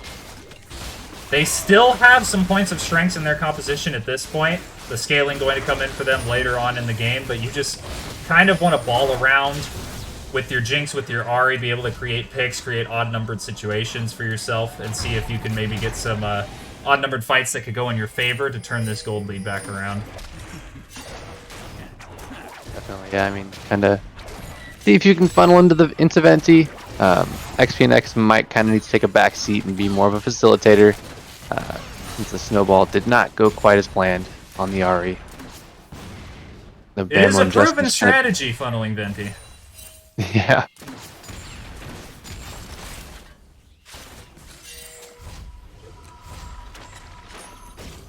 Drake is in a minute. We have 2 members of Sac State recalling right now. Big locket pickup. Hold breaker in for Justin. So it seems like Sac State is going to try and play the strategy they did, I believe, 2 weeks ago, and kind of match the Jack split push. Yeah, I think the hope is that since we're seeing Jax with the Sheen now, he's almost certainly going to be completing that, whether it's Sunder or Trinity Force next. And if he is going to opt into a Hull Breaker of his own, it will come as his 3rd item, whereas Justin picking it up first. And maybe that's the edge that he needs to at least be able to survive and wave clear into this Jax matchup. We're strong in the mid lane into the Herald. This is going to give Sac State ample priority to take this Dragon, or at least set up vision well before Portland State is able to set up any vision of their own. Teleport is available for Justin in the top lane, but Chaffis Grin is down here already despite having the teleport available. He is isolated here, though. If Garrett face checks him, this could be a pick. But going to land, Chompers are down, charmed in, and that's your top laner in the dirt. Amazing death sentence, and just great timing, poor positioning from Chalfus there. His team wasn't quite in a position to follow up. But hey, we take those. So there's second Drake coming through for Sac State. Also going to push Portland State off of this mid lane outer turret here. So nothing going to be answered other than some farm in the lanes there. Can't see TF going for that top side. We'll see if XP and X gets sent up. Yep, to match. 1-3-1 kind of coming out. Jack's pinging. He does have TP. Ice Cream Paint Job's ultimate isn't going to be up for quite a while on teleports. Channel time is pretty long, so it's pretty hard to force a play without that. Although it is, maybe 20-30 seconds away. They are 100% looking to kind of play around the TF Destiny. Yeah, for sure. And then you've got Baron, of course, going to be the next big objective on the map for these two teams. Coming up in 48 seconds here. That drag stack starting for Sac State here. They did give up that one dragon earlier on, but they're up to 2 now. So it's sitting pretty there. But all eyes are on the Baron at this point. We've got both top laners. Justin did expend his teleport earlier on, so that is not available for him, whereas Chaffis Grins is. And it is a lot easier for Jax to stop Nar's teleport than it would be for Nar to stop Jax. Certainly. And then we also see, of course, both globals for Twisted Fate available, and he's playing on that side of the map.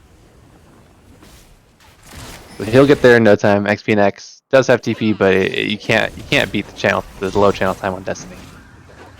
Aghanar coming up for Justin. We'll see if he wants this trade. Still don't think he wins, even in Mega, just yet. Down a level. Down about half an item. Destiny coming down. Destiny used...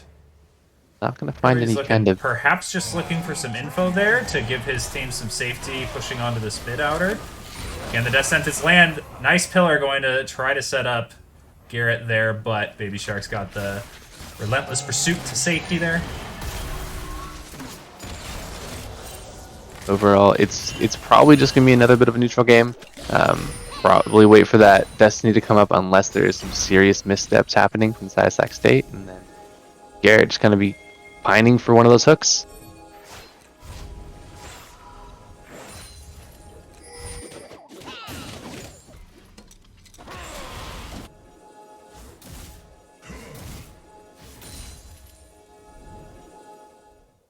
No rapid fire cannon on TF, I just noticed. I feel like Yeah, that's I think such a staple in pro play. Or just in It competitive play, I is. should say. It's pretty good, like third or fourth. The Zonias gives them a lot of opportunity to at least throw a second gold card out in a fight. So, I mean, I can see it with like Ari, Trundle, kind of being core team members in team fights, looking to maybe burst him down if they get on top of him. Yeah, I definitely could see it. A lot of pick available for Sac State, of course, as well. And on a mobile champ like TF, you have to imagine you're going to get targeted quite a lot. Although it looks like he's probably going for that Lich Bane. Third, kind of prioritizing the damage over that utility we were talking about. Yeah, and he is in a solid spot, to be sure. Oh, Choppa's Grin getting run down by Justin Bambo, but he does a hell of a lot of damage. Choppa's Grin going to be able to outplay the gank with the damage that he's got on the Jax right now. Up 3 levels on Bambo. The Destiny into gate going to come through for Ice Cream Paint Job. This looks like a dead troll down here in the bot lane. Gold card going to seal the deal for Ice Cream Paint Job to pick up his third. And TP from Chalfus up towards that Baron. Ice Cream Paint Job can match it. May just be opting for that bottom tier 2. Huh. I think Ice Cream Paint Job can play a little more aggressively. He's got the teleport in behind the team. Tons of damage going down from both sides here. Baby Focus Shark, on the a sliver of health left on him. Going to be locked up by the gold card into Everfrost. He's got the flash away from the Counter-Strike, though, on the top of the fight. And it actually goes fairly evenly. Able to pick up 4 kills, Sac State. Here's Garrett looking for the hook. Solid try, but one of the hardest hooks to hit on a decent player with Boots 2 in the middle of the lane. So... Drake is coming up soon. Bam was on the way. Onion's still watching that gray screen. Should be the third Drake for Sac. That is 2 Ocean Drakes and Soul Point.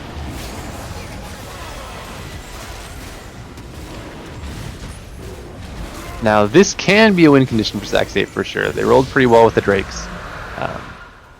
Getting 3 Drakes should be really, really helpful in kind of these extended fights where there's so many beefy members, Nami healing, mobility, TF with the Zonias. And think about the split really for Gnar as well. The potential of that coming through for Gnar in the Jax matchup that we've talked about time and time again as being so hard for Gnar at this stage of the game. He's 0-4-0, but if he gets this Ocean Soul, he basically just gets a free Warmogs in the side lane.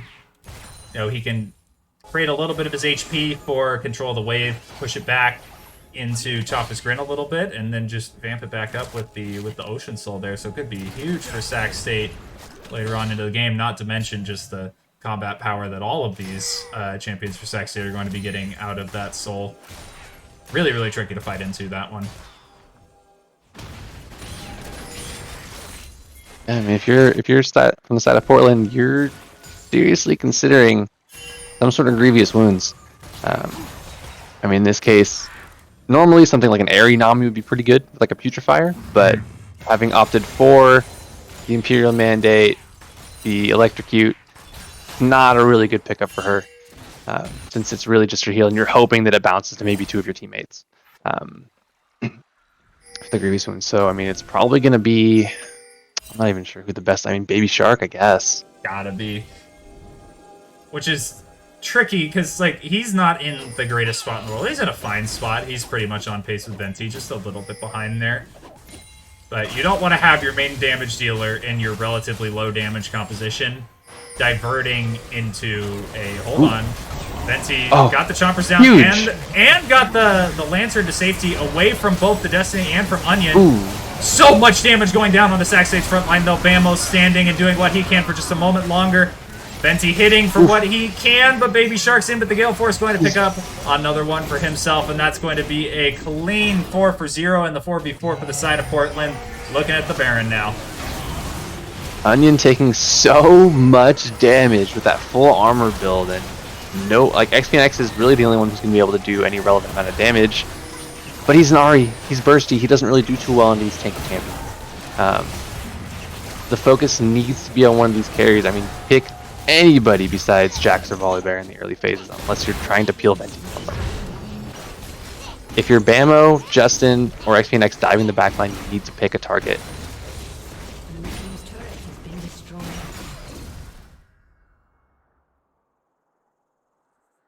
Woo! So now this gets trickier. Gold lead has nearly doubled since last I looked at it just before that fight. Sitting at a 7,000 gold lead now for the side of Portland. So now, if you're them, in order to close out this game, you just got to be clean, play 3 lanes. Your side lanes are so much stronger than Sac State's at this moment in time. You just want to get in there, get those waves pushed in, and close out this game cleanly, because the Sac State's way back into this game is to find some crazy flip fight where Venti is able to pick up some resets. You know, that Infinity Edge going to be coming through here pretty shortly. Could be Chalfus picked out again. Right? And got 5 down. Oh, misplay. Just but he lands a stun. Meganard the wrong way. Looks like it won't matter. He's got the flash follow up with the stun there. Top side though. They will be giving up the top lane tier 2 here in exchange for Chalfus. I don't think it was even really a shutdown. They will be able to make it back in time for at least the contest on the inhib tower. Now we're back towards Sac State being a bit of a disadvantage with the overall wave states.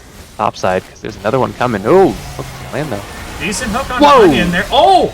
The damage was there that time! Onion peeled. Holy moly. 100-0 real quick. You wouldn't think this guy's got like 3 armor items. Without past the health bar drops. And Justin doing so much work in the bot lane. It is a really good swing for Sac State there. Still down quite a lot of gold, but able to make back at least a little bit of the map pressure. They do have the inside track on this Drake. That soul point. He on the way. Does have 3-item spike. Does have the Infinity Edge, Gale Force, Rapid Fire. And if you're Sac State, the time is now. 3 items completed on Venti. This is what you were waiting for the entire game. This fight has got to be clean. He's coming through, but they are Portland State's not even going for it. They're going to give Soul again. They've got 2 pushing, 1 in mid, 1 in top. Looking to outmaneuver Sac State here, but they killed this dragon so fast. And they're not looking to stop the recalls here. So it's just going to be some damage, it looks like, on these mid towers. And Portland State continues to be allergic to dragons. It's commanding a state as they are in currently. They may just be looking to kind of like scale up, get the gold from the side lanes for TF, for Jackson, maybe look for a really decisive fight around the Elder Drake.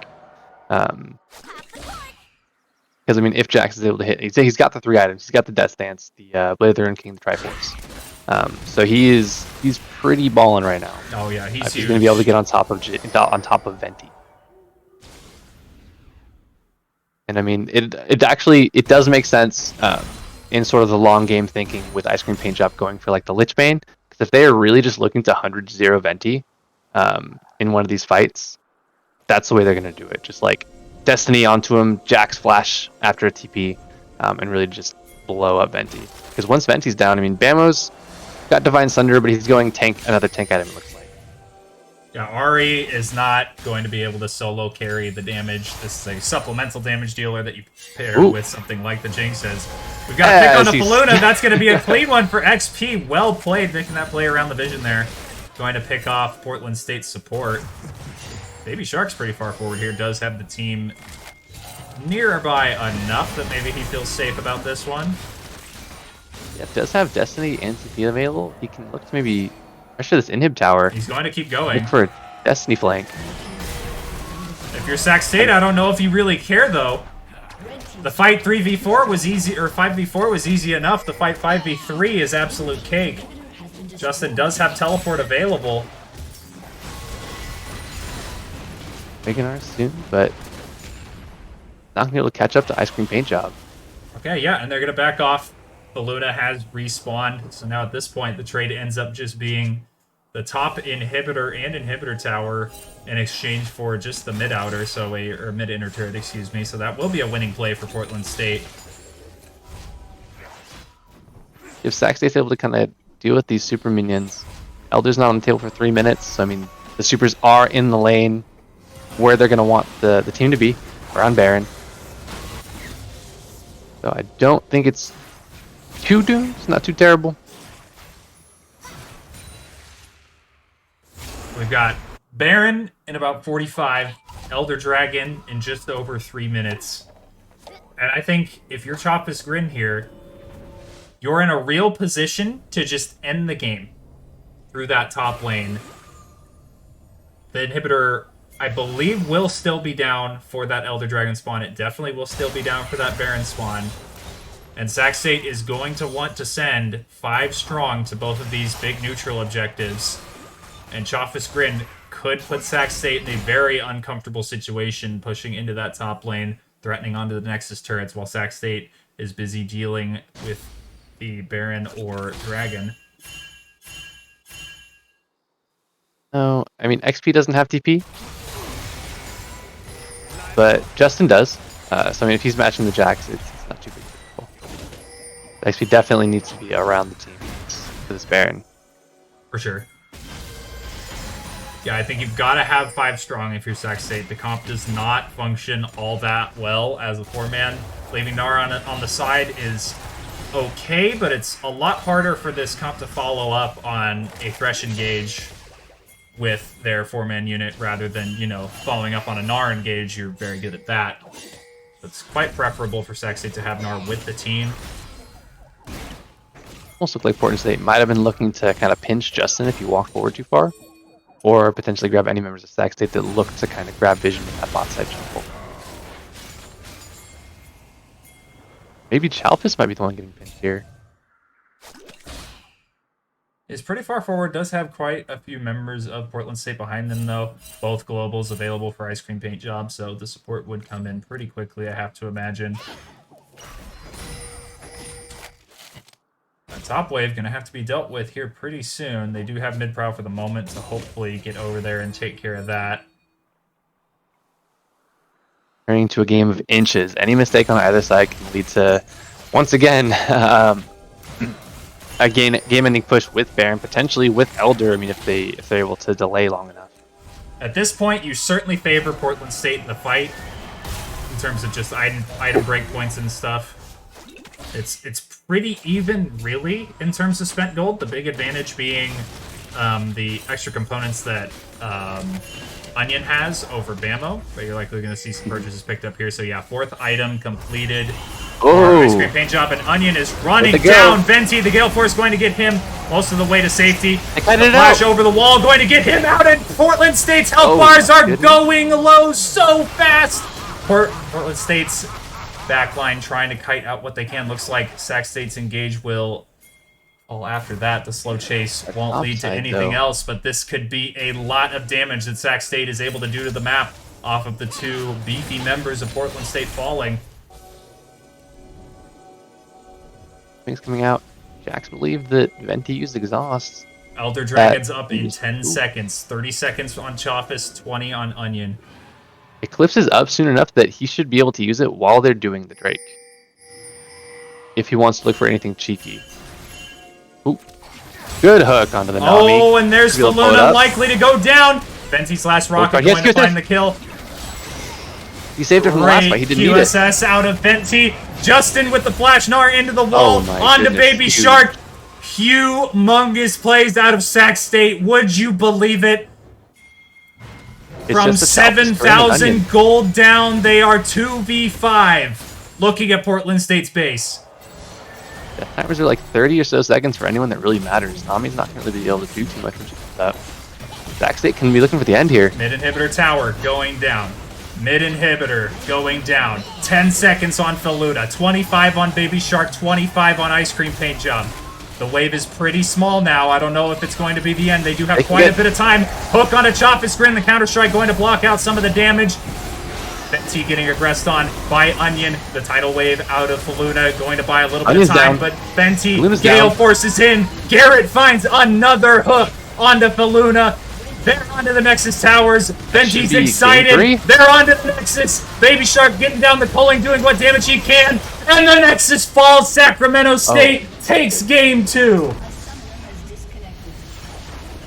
We got a game. We got a series on our hands, Nick. My word.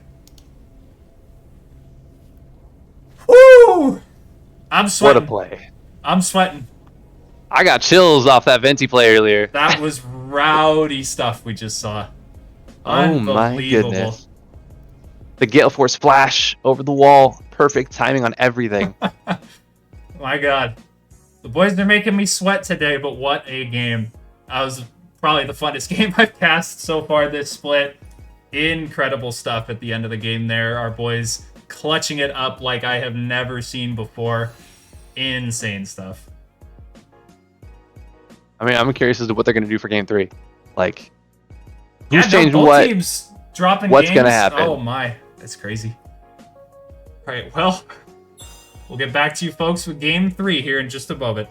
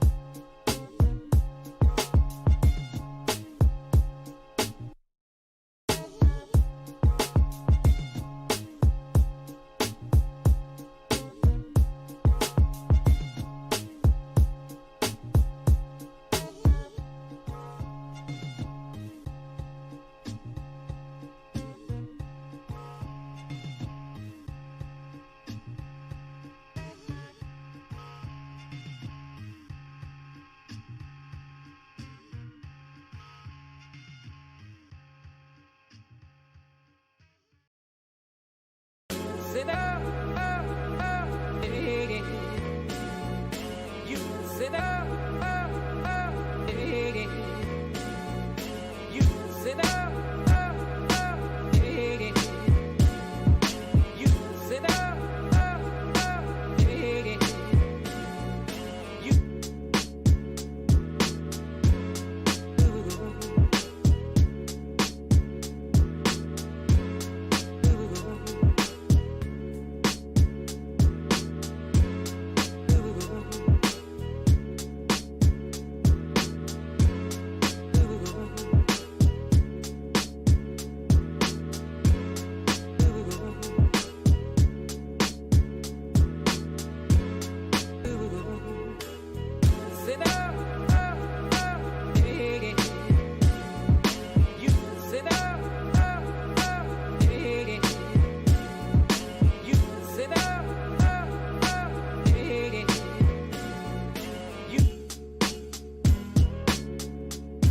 like the cool blue light, like the cool blue light, like the cool blue light, like the cool blue light. like the cool blue light, like the cool blue light.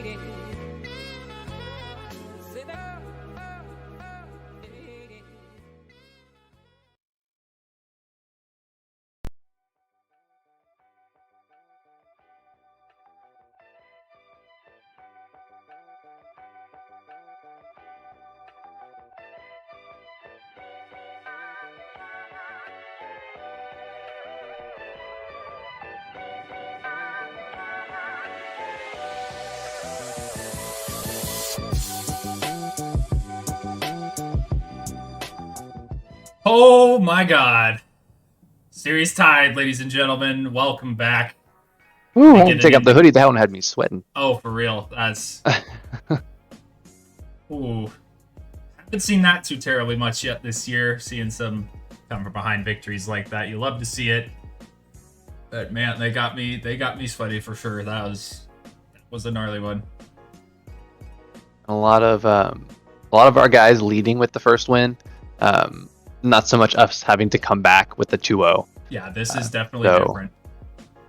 We're stressing a little bit. We're a little stressed. If you're a Hornet.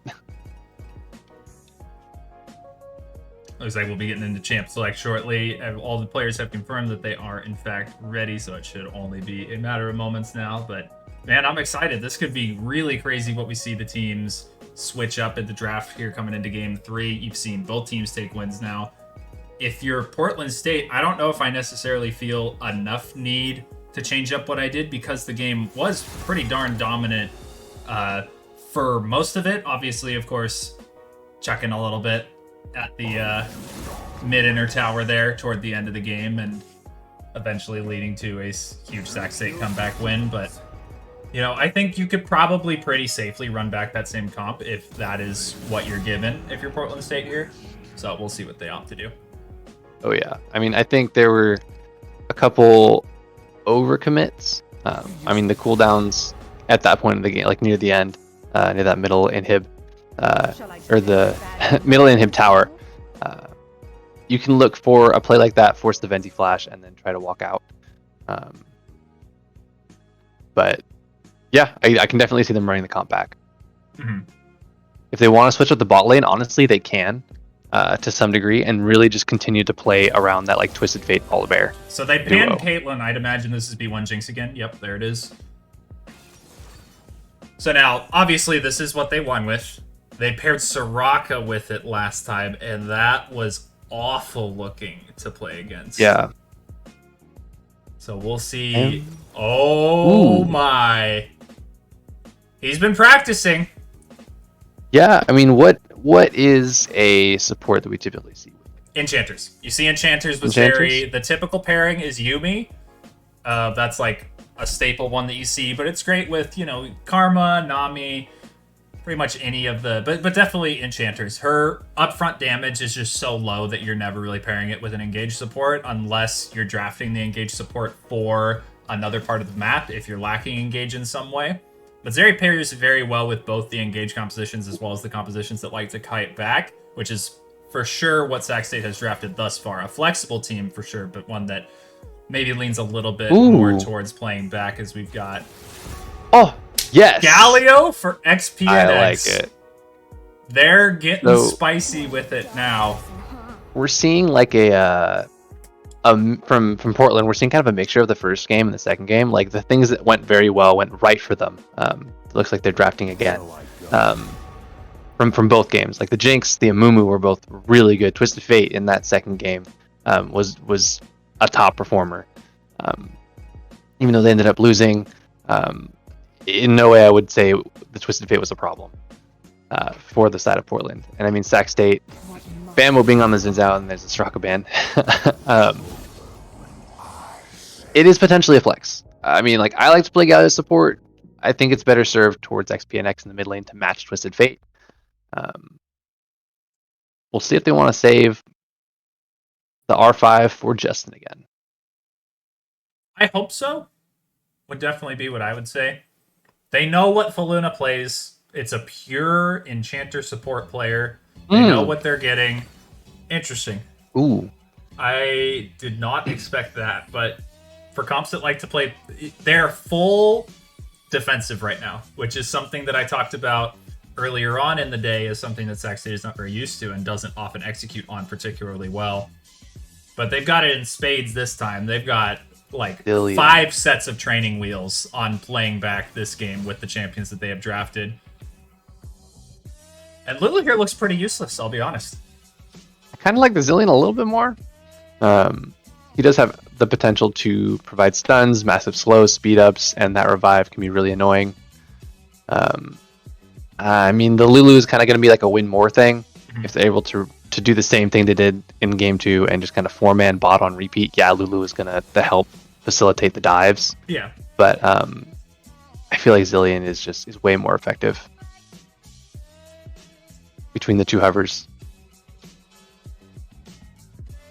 So Irelia going to be the final pickup for Choppa's Grin. He had a pretty good time in the Justin's answer last time when it was the Poppy. We'll see Poppy run back. He's got something else prepared this time. Mordekaiser's not a bad option. The AP spread is not great.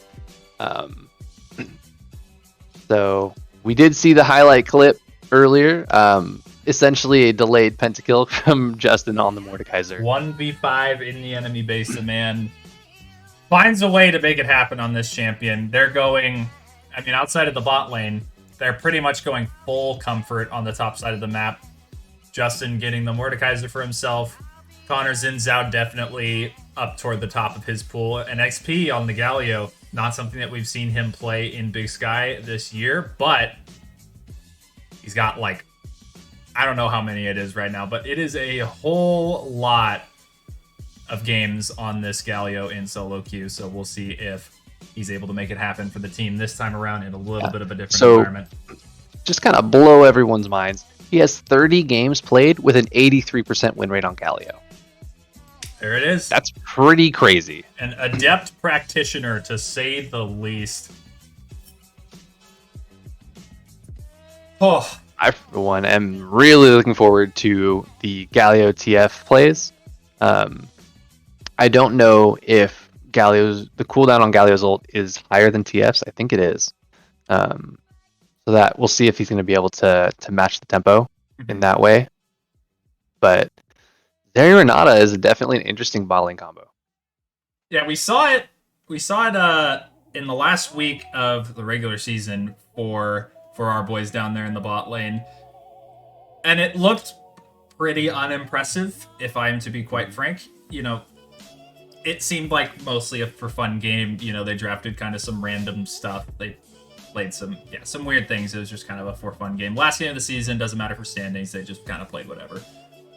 So that's all fine and dandy, and I know that Venti has been practicing quite a bit of Zeri in the time between now and that last game. Even so, Game 3 of the semifinals, and you're going to Zeri. That's bold. I don't know if we're quite to that point on the pick yet, but we'll have to find out. Maybe they just don't think Portland State is prepared to deal with it. I certainly think that on paper, Portland State's draft does pretty poorly into Sac State's draft, assuming that they execute on it correctly. But yeah, we'll have to see. Yeah, I mean, the point and click nature of the gold card could be really good from Ice Cream Paint Job. True. Onion should have a pretty tough time landing that bandage toss. Can't do too much about the flash curse of the Sad Mummy. ultimate, in which case the follow-up CC will ensue. We'll see if they're not a Glask. The W can kind of get Zeri revived and continue pumping damage, or if the peel from like Galio's and Zao Mordekaiser can be able to come through. Because I see a lot of opportunity for Justin to get some crazy death run pulls. Definitely. One thing I will say about the TF into Zeri specifically is we didn't see Ice Cream Paint Job go Rapid Fire Cannon last game. He was at a really good spot. I think building damage in that situation is totally defensible because there wasn't a whole lot of damage in the composition. But TF's regular auto attack range is a lot shorter than Zeri's Q range. Zeri's Q range is like 825. TF's auto attack range I think is like 500 or 550. I'm not 100% on that, but it's shorter than Zeri Q. So there is a world in which you can space on TF without flash very, very effectively on this champ and pretty much being impervious to any threat of a gold card. So then it becomes a necessity that Onion is somehow magically getting these bandage tosses onto Venti, or Chaffis Grin is able to find the dive onto Venti and is able to make that damage stick, but could be tricky for sure. But we'll see. This is all assuming that he's comfortable enough on the pick, which remains to be seen. He definitely has a couple creative liberties he can take with the TF build.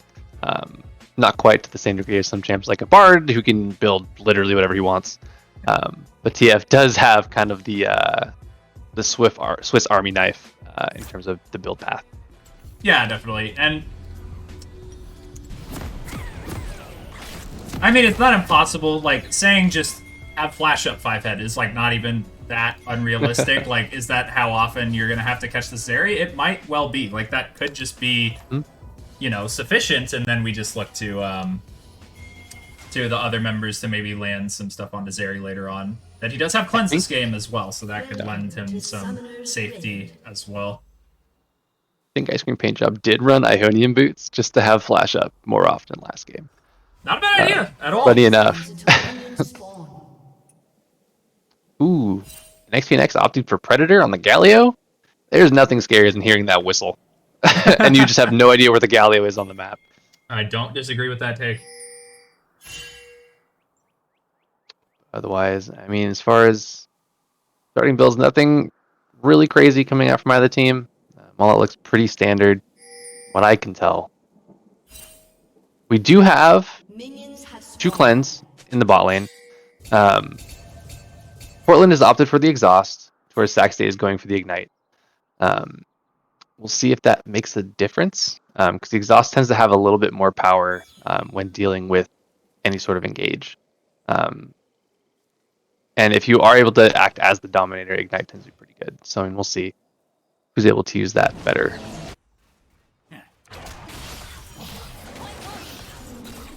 I think I'm most curious. I mean, I've talked about bot lane so heavily, I didn't really get to talk about top lane at all. That's another matchup I'm incredibly interested in.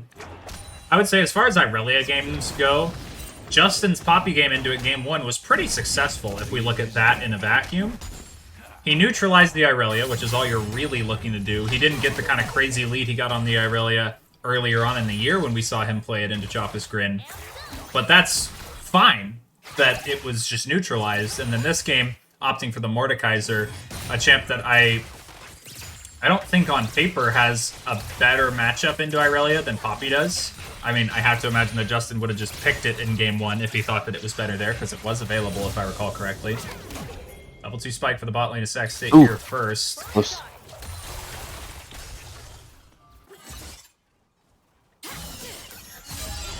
Chaffis Grin got 4 stacks and the stun onto Justin, but trade actually fairly even, definitely in Chaffis' favor, and that corrupting clock going to keep him topped up for any later trades he opts for.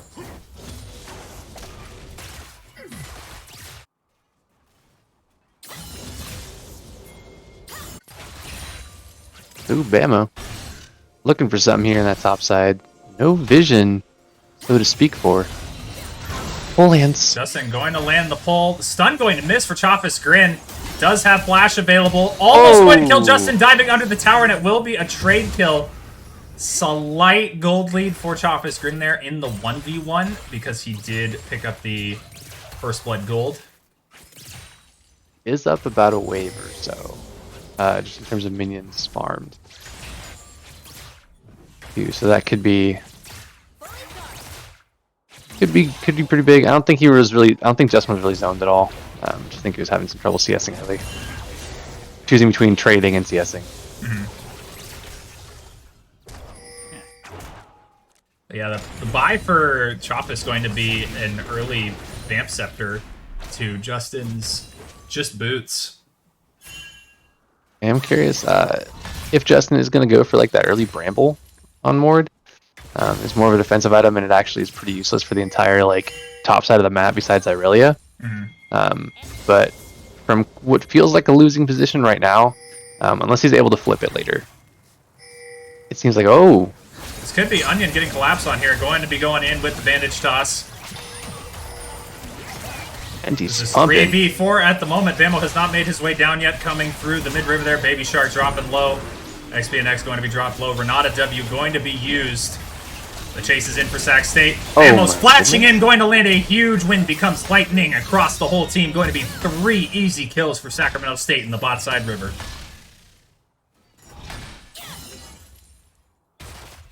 Absolutely insane bot side play. Good collapse from XPNX, and then Bamo making his way down there. Love to see the early game skirmishes from him. It looked a little dicey at first with Bamo's collapse coming through a little bit later. Portland State was in a 4v3 situation there for a good bit longer than they were in a 4v4 situation. But Bamo getting down there, able to make so much happen just in the short time that he was down there. And he's already 100% KP, 2 kills for himself on the Xin Zhao. He doesn't care about the farm gap right now. He is sitting real pretty, up quite a bit of gold individually, and he's also allotted his laners a lot of space to work with. Look at all those shoes for Sac State. There's a lot of shoes, isn't it?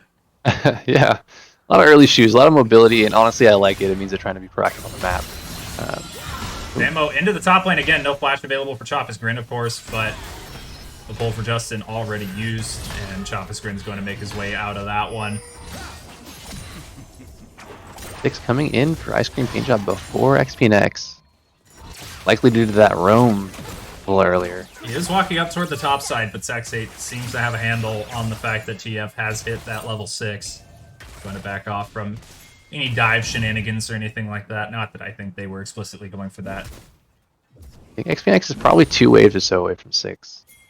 Don't believe this wave will give it to him. Maybe it does. It's gonna be close, but no, so close. Okay. So yeah, I mean, right now Ice Cream Paint Job can look for a play. He knows XP didn't hit 6 off that wave, and he saw him walk back to the tower, but it doesn't look like they're gonna try to make anything happen. Onion is pathing down toward this bot side. They do have that ink in the Tribe Rush, enabling him a 3 unseen path down into that bot lane. But Sac State playing intelligently. Galio's on a reset. TF is on that level 6. They're going to try to keep this wave a little closer to their side. They also, I'm sure, expect that Onion is down on this side of the map with the vision that they have.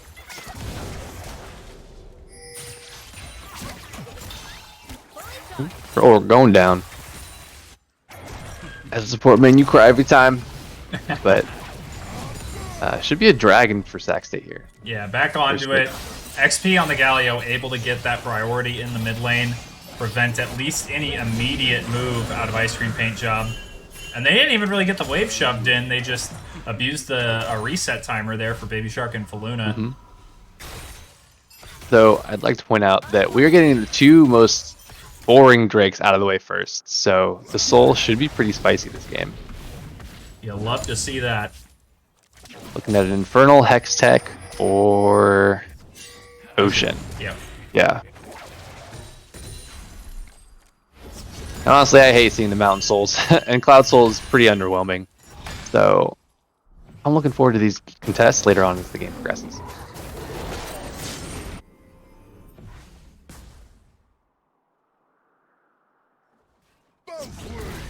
Definitely happening a lot slower. Besides that early fight that we saw on the bot side, Ice Cream Paint Job hasn't really been looking for any Destiny opportunities. It might be because Onion is playing something like Mumu, which is a little bit slower scaling. compared to that Volibear, which can look to play really, really aggressive kind of from the get-go. And also, XP's been able to maintain the shove against the TF pretty consistently with the Galio here. You know, every time we pan over to that mid lane, it's Ice Cream Paint Job hugging his tower there. Not that XP's got any kill threat on him or anything, but he is doing a good job of being able to keep this wave in, not allow those TF roam windows. As we've actually got a little bit of a roam window out of the bot lane here, will be spotted out by a pink ward. Ooh, Justin. Chaffis Grin is in Brazil. Bambo's up into the top lane to support. The Vanguard's Edge for Chaffis Grin going to miss. A lot of damage going down onto Justin. Chaffis Grin going to try to kite this one out, but Bambo's got the dash in, going to pick up his third. Yeah, the pull into the Death Realm didn't let Chaffis see Bambo kind of walking up, kind of on his team to let him know that where Bambo was coming out of the Death Realm there. I think what really sealed the deal was Justin landing the Mord Claw. Oh, he got it.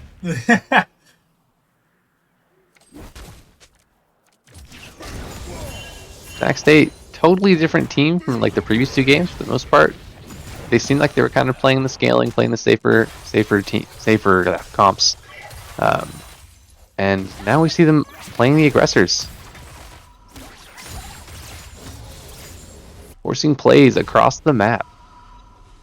Yeah, Bambo, I mean, we're only 10 minutes in, but Bambo is looking fantastic so far this game. He ironed out those kind of suspect plays that we saw in Game 1 and in Game 2.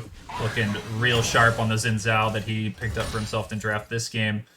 Looking to do some more of that for the team later on and get this Zeri and Mordekaiser up into the scaling menaces that they can be. Mordekaiser in the side lane and Zeri in those team fights. Definitely. I mean, there's Harold's up. And actually, I like this rotation from Sac State. Putting Venti and Garrett in the mid lane should have no trouble securing the prio. Lulu's going to be late to catch up. They should be able to grab this first Herald. And you know, XP next to the free push in the bot side. Yeah, and we're now level 8 here on Ice Cream Paint Job. The ultimate has not been used yet. 11 minutes in, there have just been no opportunities. Sac State doing such a better job of keeping this lane down. The man was able to do so much damage with the TF to the lane states of Sac State last game with those timely moves around the map with the ultimate. Going to answer the Galio shove down into the bot lane. Portland State going to swap back into some more even lane states here. But this favors Sac State as well, because now TF has only got one lane that he could potentially go to. And I mean, initially when I looked at Portland State's lineup, I was thinking, okay, yeah, sure, they've got a pretty good team fight later on. So the draft is pretty cohesive. It works fine, but I honestly wasn't really thinking about the early mid game, how lackluster it would be with Amumu playing so passively. Yeah, your only real difference maker before first item completions, at least, is going to be that Irelia up in the top lane that Sac State actually was able to exploit twice now already and get Justin into a more comfortable position up in that lane. Ooh, QSS picked up for Chalfis. I mean, okay. Bad respect to the Mordekaiser. I just feel like on Irelia, is it not just better to just itemize into items that allow you to just fight him in the Death Realm? I don't think that's unrealistic an ask for Irelia. Could just be me. I haven't played the matchup literally ever. It should be a pretty even matchup, I think, overall. I think Mordekaiser probably has a little bit of a boost early just because of numbers. But, well, yeah, once Irelia gets a couple items, she shouldn't have too much trouble winning the trade, especially... actually, kind of depends on who's able to get greedy too. Oh, Justin yeah, actually, Grievous is certainly going to be a big deal in this yeah. one. Justin chose not to go with that Bramble. Instead, is kind of opting for. Looks like is that going to be a Zonius like first item? That is quite odd. Interesting. I haven't seen that one before on the Mord. I wouldn't doubt like the play the steel caps into Seekers early, and then into like the Rift Maker or whatever he wants his first damage item to be, Nash's Tooth. I'm just kidding. I don't think he goes that should choose one more Kaiser. So it should probably just be the Rift Maker. But first item, Zhonya's may actually be okay if he's trying to just buy time for the team. Yeah. Like if he's trying to ult any big targets and just hit the Zhonyas if he's losing. Turret plating will soon fall. Well, I'm kind of hoping XP next goes like the Everfrost Galio build. Just kind of like you don't get to move for like 3 whole seconds build. I think that's the only play on this champ at the moment. Oh, there's the Zhonyas. Yeah, that's pretty weird. I think there's probably some sort of internal team comms Maybe. that would give us some insight as to why he chose to go Zhonyas. Yeah, I just feel like it's so much more defensible going just like Tabby's Bramble or Tabby's Warden's Mail for a bit better scaling, and then you just get your Rift Maker. And like the Zhonya's is especially weird to me because Chafis already has a QSS. Like, who are you actually worried about 1v1ing you in the Death Realm? If Oh not my. Chafis, who bought a QSS. Speak of the devil. Chafis is dead under his tower. 4 kills for Bamo. That looks like it's going to be the top outer falling for Sac State. Looking for a bit of a counterplay into the bot lane here on Justin. My god. Ice Cream Paint Job has no hope of winning this duel. Oh. But the Curse of the Sad Money going to come through. And Onion going to finish off Justin before Justin is able to finish off Ice Cream Paint Job in the Death Realm there. Dang, yeah, that was looking pretty good for Justin there. You definitely have to kind of respect the Everfrost, or the gold card, Everfrost gold card that can come out of TF. It is a lot of CC on a pretty short interval. Yeah, definitely a lot of time he can buy there in the Shadow Realm just through crowd control. You know, usually you think of people that can buy time in the Death Realm as champs that can kite Mordekaiser in some fashion. But I mean, you can also just hold him in place for a while and then just not be in that place. You were talking about the rapid fire cannon, but I'm seeing a Fiendish Codex in the inventory of Ice Cream Paint Job there. So it may be... Yeah, I don't think he really wants to put prio on that rapid fire cannon. I'm with you though. I think the utility of the extra range of the gold card would be really helpful here.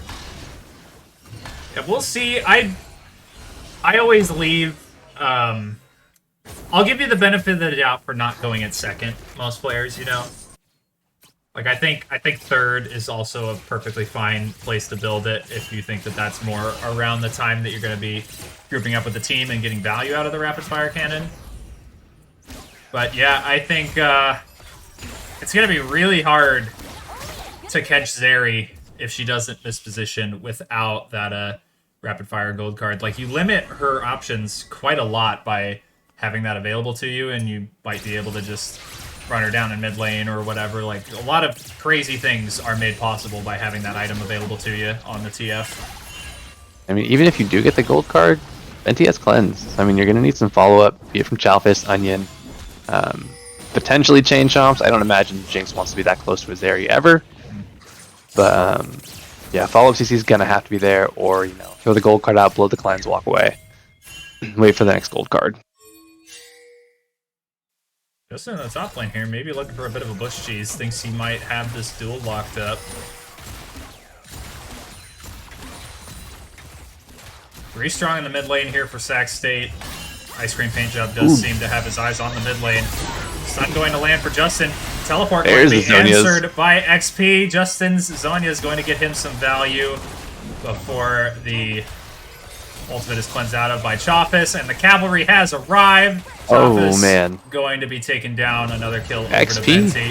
Oh, XP buffering the gold card here. Oh no. Oh, it's a run back of last time. Ah. Justin did it. Now XP's done it as well. Ice Cream Paint Job, not very threatening to fight in the 1v1, but it seems like he's always got Onion in his back pocket to turn the fight around. Yeah, I like the thought process there from... Ooh. Oh, damn, Bamo. Ready to go. Oh, Flash out of Baby Shark. Oh, no. Oh, Jinx going to go Berserk, but going to be cleansed out of Team real kill. quickly. Venti's got the ultimate on. He could run down a lot of champs, but not quite with the damage just yet to go any further. Will be inside track onto the drag for Sac State. So yeah, Infernal Soul. Out of the 3 dragons, the 3 Dragon Souls that we could have had this game, Sac State got Dragon Soul in Game 1 and in Game 2. Game 1 was Hextech Soul, which they lost. Game 2 was Ocean Soul, which they won. What happens when they get Infernal Soul? What happens then, Monty? They should be able to just kind of run over full Scorched Earth. That's what I'm thinking. Like Zeri, Infernal Soul, Venti's drooling. I mean, shoot, even Bamo. Looking pretty good on the Zinzao. 403, 100% KP, by the way. Man is smurfing this game, looking so good. XP and those right. Like his KDA doesn't really show the amount of pressure he's exuded on the map. From the mid lane priority that he had for what was it, like 10-12 minutes straight, to basically forcing Twisted Fate into like the worst lane that you want him in. Absolutely pretty much opposite from the objective. Yeah. It's been great. This Galio pick has been huge so far. Literally a rock for the team right now, just holding down that lane prio for so long. And now just keeping TF locked into a side lane, able to get the prio. It's just, they've completely shut down this pick, essentially, by drafting the Galio here. TF has done just about nothing. I mean, he's just so beefy. Even if Ice Cream Paint Job wanted to consider doing anything, it would almost be futile to even try. Like, he needs help to take on this Galio. I will say, though, the gold lead is not huge. And we do have what is a 50 CS lead, roughly, in the top lane for Chaffa's Grin. 1 and 4, though, he may be sitting. He is in a spot where he could potentially do some Irelia things later on into the game. We'll have to see. But for right now, Sac State is definitely running the show. Probably be up to Chalfas to kind of scale in, look to be the major threat for Portland, and try to take down Venti on this Zeri. But honestly, even if he does, Bamo's still a pretty big threat on the Zinzao. Yeah, he's no joke at this point. He's going to be itemizing into that Frozen Heart second, going to be getting a lot of value against the Irelia specifically, and potentially the Jinx as well for when the fight turns and Zinzao is able to jump in there and get onto the backline. Lich Bane's done for Ice Cream Paint Job. 2 items down. We'll see what the third one is. Is he going to go utility like the Rapid Fire can, or kind of opt for a bit more damage? See, this game, I think it has to be Rapid Fire Cannon third. We've been talking about it a lot, of course, and obviously, I think you can tell that I'm a pretty big Rapid Fire Cannon TF advocate. But last game, I was okay with him not going Rapid Fire Cannon because he was very fed. His team was lacking damage, so you kind of need a little bit of that damage to come through for the TF. And your Irelia, while 1 and 4 is up a lot of CS, is not behind an itemization up in that top lane. And then you, of course, have Jinx, who is scaling fairly well into the game. You know, even on CS with Venti, even up a little bit at the moment, down the kills and assists, of course. But you're not lacking damage this time around. I think you definitely are going to want to go the Rapid Fire Cannon to maybe catch out some of these members. A lot of damage going down on Justin at the beginning of the play from Chaffa's Grin. Bamo's real big on the Zinzao, however. Ice Cream Paint Job going to be into the Death Realm. XPNX has made his way in as well. And that'll be Ice Cream Paint Job going down solo to Justin, and then Chaffa's Grin going down right after. And there's only 3 on the map for Portland. Sac State has their sights set on Baron. Yeah, I mean, I'm not too sure what that Destiny play was. I think he hit Destiny to get some vision, and then TP. Yeah, he TP'd to some minions, but nobody was going to be able to help follow him up. Like, Chalfas is pretty much dead there. Ice Cream Paint Job probably doesn't want to fight a full Conqueror stack with Mordekaiser and Bamo on the Zinzao. 1v2. That play was a little sus. It smells like desperation to me. You know, we were just criticizing the guy for not being able to get anything done with the Twisted Fate, and, you know, the onus is not all on him. It was really well played by XPNX to be able to keep him down for the entirety of this game. But then he gets to cast his ult one time up toward the top lane, and it just spells disaster, leading into a Baron for Sac State immediately after. And I'm sure it's just got to come down to frustration for him, just not being able to do anything with the pick thus far. Alpha's gonna be a little late to this Drake. Amumu was looking. Pick potentially on the Onion. Oh. He does have quite a bit of tank Hit on the stats. three. He's in. It's going to be a 4-man Curse of the Sad Mummy. Galio going to come in over the top, prevent any further follow-up. Bammo is in. He's got the ultimate on. Justin flashing in, going to find 2 with the pull. The Lulu ult is down onto Baby Shark, but he is going to fall just after he is able to get that ability onto him. Going to be 3 dead for the side of Portland, and Infernal Soul over to Sac State, barring some sort of heroics out of Choffice or Ice Cream Paint Job. XP on the Galley ult there, absolutely huge, pretty much denying the Curse of the Sad Mummy damage, as well as Ice Cream Paint Job trying to hit that multi-man red card. That's whew. A It's big absolutely play for tragic sure. if you're a Portland fan. It's hard to believe you ever lose a fight where you land a 4-man Curse of the Sad Mummy, but the team was just not there to follow up. I mean, at this point, you kind of need the miracle 4-man into the overgrowth, into basically the entire Wombo, pretty much. Yeah. Oh, Oh, not gonna happen this time. I think he's still there. That's funny. yeah. See, you Nope. see, Chalfus, that QSS was, he'd probably have the Triforce done. No, he's not going Triforce. He's going, Shield though. was the Shield Bow then? Yeah. Probably have the Shield Bow close to done. Did not go for that QSS. Justin's actually doing fairly well. I mean, he's Yeah, up Justin's 1.3K. ahead in itemization now. Picked up so many kills for himself off Oh. of these plays. He's found a lot more than he can probably handle. We've seen him handle similar Is it plays just in the in time? past. Onion Oh, going he to lands dodge that out hook. very well, but Baby That's Shark cross. is hooked in. Gold card going to go down onto Justin. There's the Zanya's value coming Cavalry's through. here. The team's going to get there. The Renata W going to go down, but Justin not going to be able to find a takedown to get himself the res. Going to be 1 for 1 at the end of the play. Dang, you think Justin might have been able to get a little bit more, but not quite. I think he just picked up that Bramble Vest and Giant's Belt. So his itemization wasn't super defensive. The so he wasn't- Bramble he had before, the Giants. He did have it Belt before? was new. Yeah. Okay. Yeah, I mean, realistically, he did pretty well there. Oh, definitely. We're a little spoiled having seen Justin literally 1v5 a team in their base just over a week ago, but that is a good play for sure, though pedestrian by Justin's standards, I'm sure. It's always just in time.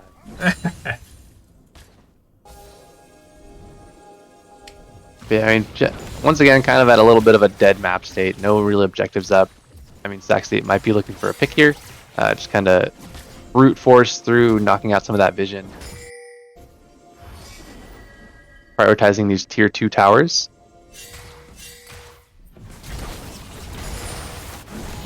The 7,000 gold lead, Infernal Soul, and the amount of met pressure that Sac State has at the moment, it's looking pretty dire for Portland State. The Jinx itemization is getting there slowly but surely, just about a half item under Venti's Zeri at the moment, but you're gonna have to be waiting a while.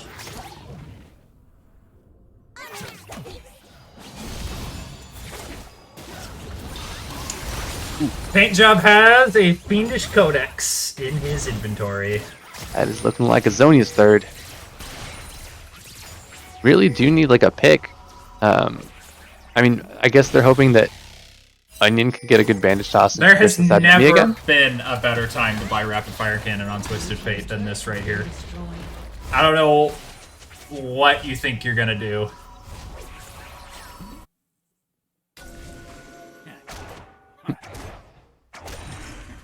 I'm not entirely sure. Because, yeah, I mean, you have to blow Venti's cleanse if you want to have any chance of killing him. And every other member of Sac State is just too beefy for TF to even bother getting close to. Yeah. Like, the only potential pick you have is Garrett, I guess. He's looking a little aggressive for vision. Which, I mean, it can happen sometimes, but it's not something that's a constant. And the Zanya's third seems to suggest that he feels like he's getting dived onto, which is, in fact, not the case. This has been Portland State's front line for the most part, engaging these fights and choosing these fights. Portland State has the tools to pick fights on their terms and go when they want. And then Sac State is just stronger, is able to capitalize on that engage accordingly with their composition that's very, very good at playing into engage. So it's not a matter of surviving the dive. The dive's not coming until after the play has... I just don't get it. Definitely. Yeah, I think you need rapid fire there. Even more questionable is the pick of the TF without using the ultimate pretty much at all besides vision a couple times. We'll lay off him a little bit. The only reason we're being so critical is because this is their guy. He's an incredible player. He's played an incredible series thus far, and seeing him fall flat like this is a little disappointing, to be sure.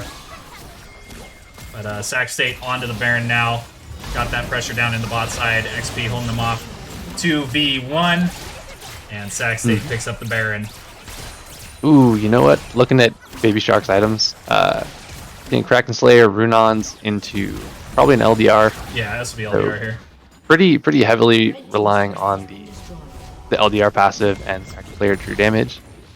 Having to delay IE to 4th item is really going to be a really big issue with the kind of timer that they're on. Like Sac State is looking to contest this Elder Drake.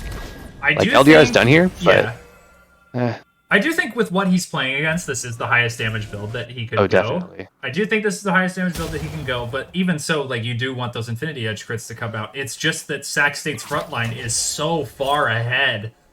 Like, they're on curve with this Jinx right now. Justin's in with the flash onto Baby Shark. Jinx pretty helpless in the Death Realm. Sac State chasing down the rest of the team. Venti may have gone a little bit too far forward there using both summoners to kite back. Got the stopwatch available for him so that the rest of the team can make their way in. Really is popping off. But Choppus Grin, he's got those 2 items in. He's got the QSS available. Going to be doing a lot of Baby work Shark in Sac State's Baby Shark and front line. Choppus. Baby Shark very low. Chop is going to be picked up by Bambo. 3v1 for Portland State, and it's going to be Sac State in was a lot closer of a fight than it probably ought to have been, but they're going to be able to take that one 5-2. Yeah, I mean, I was a little worried in the middle of that fight. Chalpa's kind of getting the pop-offs, get excited, procking for Baby Shark, but Sac State, like we were saying, just too damn beefy.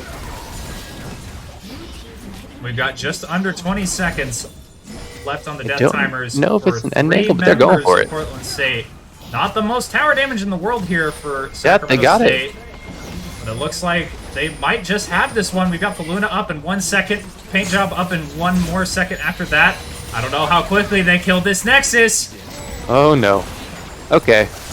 They did not want to commit. He's going to try his best, but yeah, I think this Nexus XP is back? Oh day. no.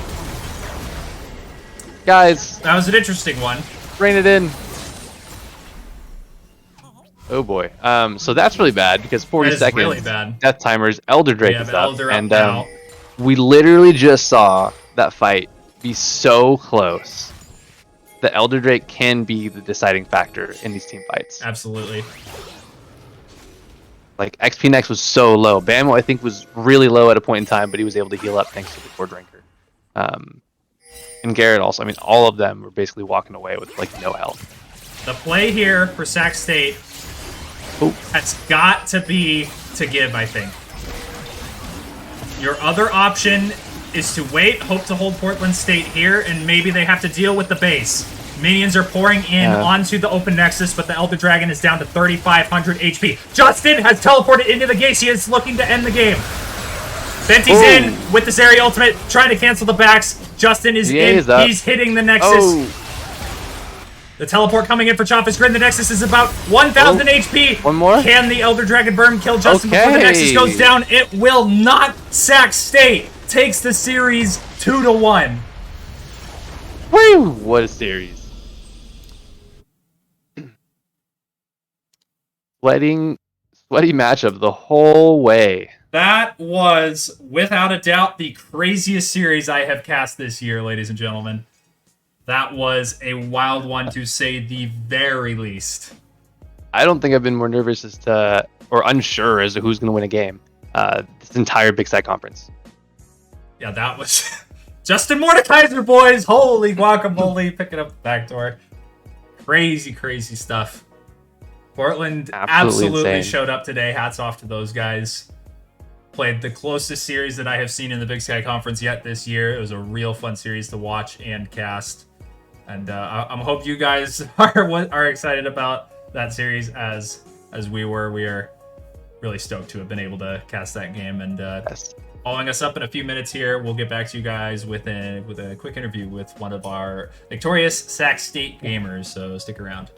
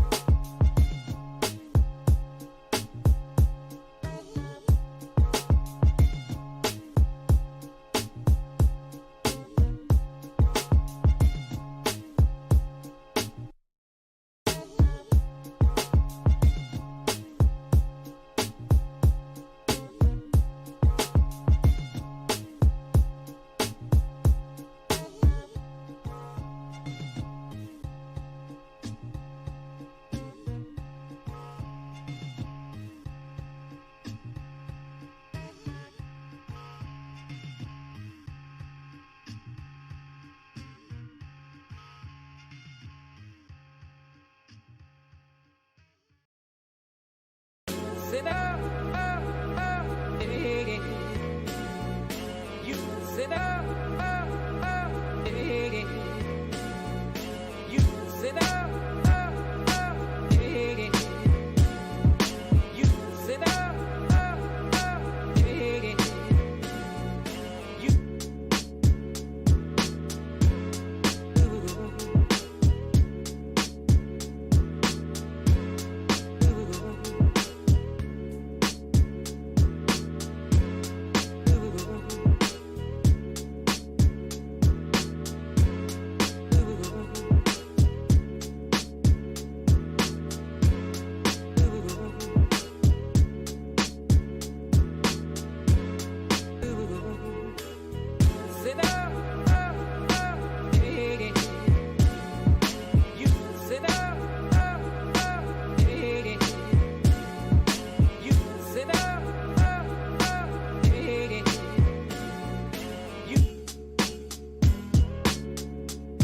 Like the cool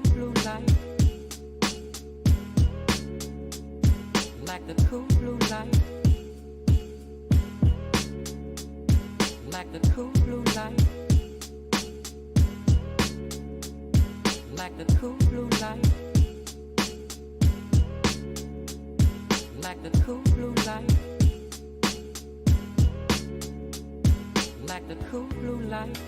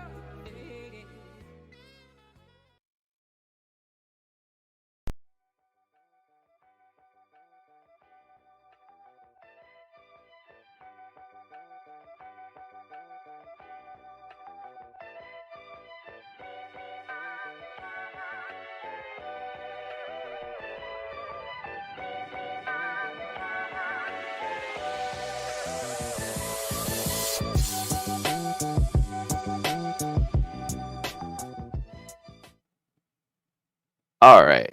And we're here with an interview with Connor Finney, also known as Bamo, the jungler for Sac State, after what I would say it was definitely a banger 3-game series.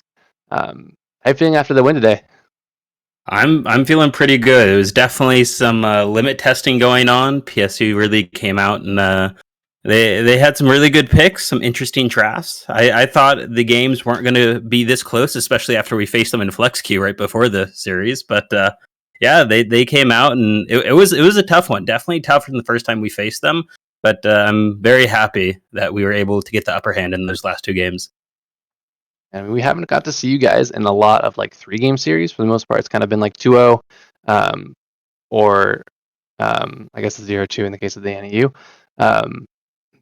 How did it feel kind of going into that 3rd game, having to play from behind and go for that reverse sweep? Oh yeah, on that 2nd game, we weren't super sure how far we got behind, and we were really trying to diagnose where we felt that we were failing the most. I think that we got a really good pick on where we thought we needed to improve going into that 3rd game. Just really just play safer in those side lanes. Don't let them get those incremental leads that really all add up. I think we really executed that really well. So I felt that we were all very confident going into that 3rd game. We had a good mental reset with that 2nd game with that flip. And I think we were in a really good headspace going in. Oh yeah, you guys definitely seemed like it. Because I mean, when we were seeing the draft, we're kind of seeing the best parts of that first 2 games for Portland State coming in for their first 3 picks. So we were kind of concerned about, okay, the TF is gonna, but it looks like you guys actually XP&X bringing out the Galio. I read out the stats earlier, like 30 games, 83% win rate. Was he screaming like "Give me Galio" in that moment against the TF? Yeah, we actually talked about it a bit before the game. They banned out that Galio game 1, just like almost every team has done against us so far. And knowing that their mid laner, Ice Cream, was almost always going to fall back to that TF, he knew it was a great pick. We discussed it a little bit, and we actually moved some picks around so that he would be picking, at least be able to have that counter pick into the TF. And so once he saw that, we knew it was a go. He's super good on it and really allowed a lot of playmaking in that game. Definitely. And we do normally see you picking your jungler fairly early. 2 picks on the Trundle for the first 2 games, and that 3rd game was the pivot to the Xin Zhao. Any thoughts as far as champ pools for you and potentially the team when it comes to drafting and then moving forward into the finals? Yeah, as far as how the champ pools have panned out, I think everybody's just gotten a lot more solidified in their pools. I know the Hecarim, which has been a staple for me, was banned out all 3 of those games in that first round. So I know that that's something that I would have loved to play, but unfortunately didn't have the chance to. And I think it's just really looking at the enemy team and what they play. A lot of the things that Portland State plays, a lot of the immobile mages or short-ranged AD champions, I just loved Trundle into, but unfortunately it didn't pan out exactly how we would have liked it with our comps. So just being able to pivot, and I know a lot of people on our team have that ability, especially in the bot lane with a wide variety of supports and AD carries that Garrett and Anthony play. Just being able to pivot into those different matchups to really suit how we want to play the composition, as you saw the difference from game 2 to game 3, I think really will help carry us into this finals here. Oh, definitely. Yeah, I mean, I love to see the variety of picks that you guys are bringing to the table. I mean, we hear whispers here and there about you guys kind of trying things out, but it's so cool to see you guys bring it to the stage, like in the Big Sky Conference. So they had a little bit of a debate in the chat going on in that 3rd game of IHOP or Denny's. Do you care to weigh in on this? You know, I do have to say that I have not been to an IHOP in many years. I'm gonna have to go with the Denny's. The good old vibes that you get from Denny's just surpasses anything IHOP can provide. Definitely. And then my last and final question that I asked everyone that we get on for the interview: are there any emotes that you've thought about that would kind of contextualize you as a player? Or are you totally cool and comfortable with the previous Connor Speedwagon recommendation? Ooh, I do love Connor Speedwagon. I would love to see something with Timo in there. I think Timo is just the best champion to ever be designed in this video game, and I think everybody should really main Teemo at some point. So I can't think of anything, but if there's any comments on how to combine a Hecarim Teemo angle, I'd love to see it. All right, you heard it here, ladies and gentlemen. I want you guys in the chat to start thinking about any potential Connor Finney, Bamo, Hecarim, Teemo combinations on emotes, and definitely bring it to the finals against NAU next week. Or actually, it'll be Monday, I believe, this next coming Monday. Yeah, thank you so much for joining me for the interview. Great win. Awesome reverse sweep from you guys. Really kind of bring it back together. And I can't wait to watch the finals. Likewise, thank you very much for having me. Thank you. Nick, care to wrap us up? Absolutely.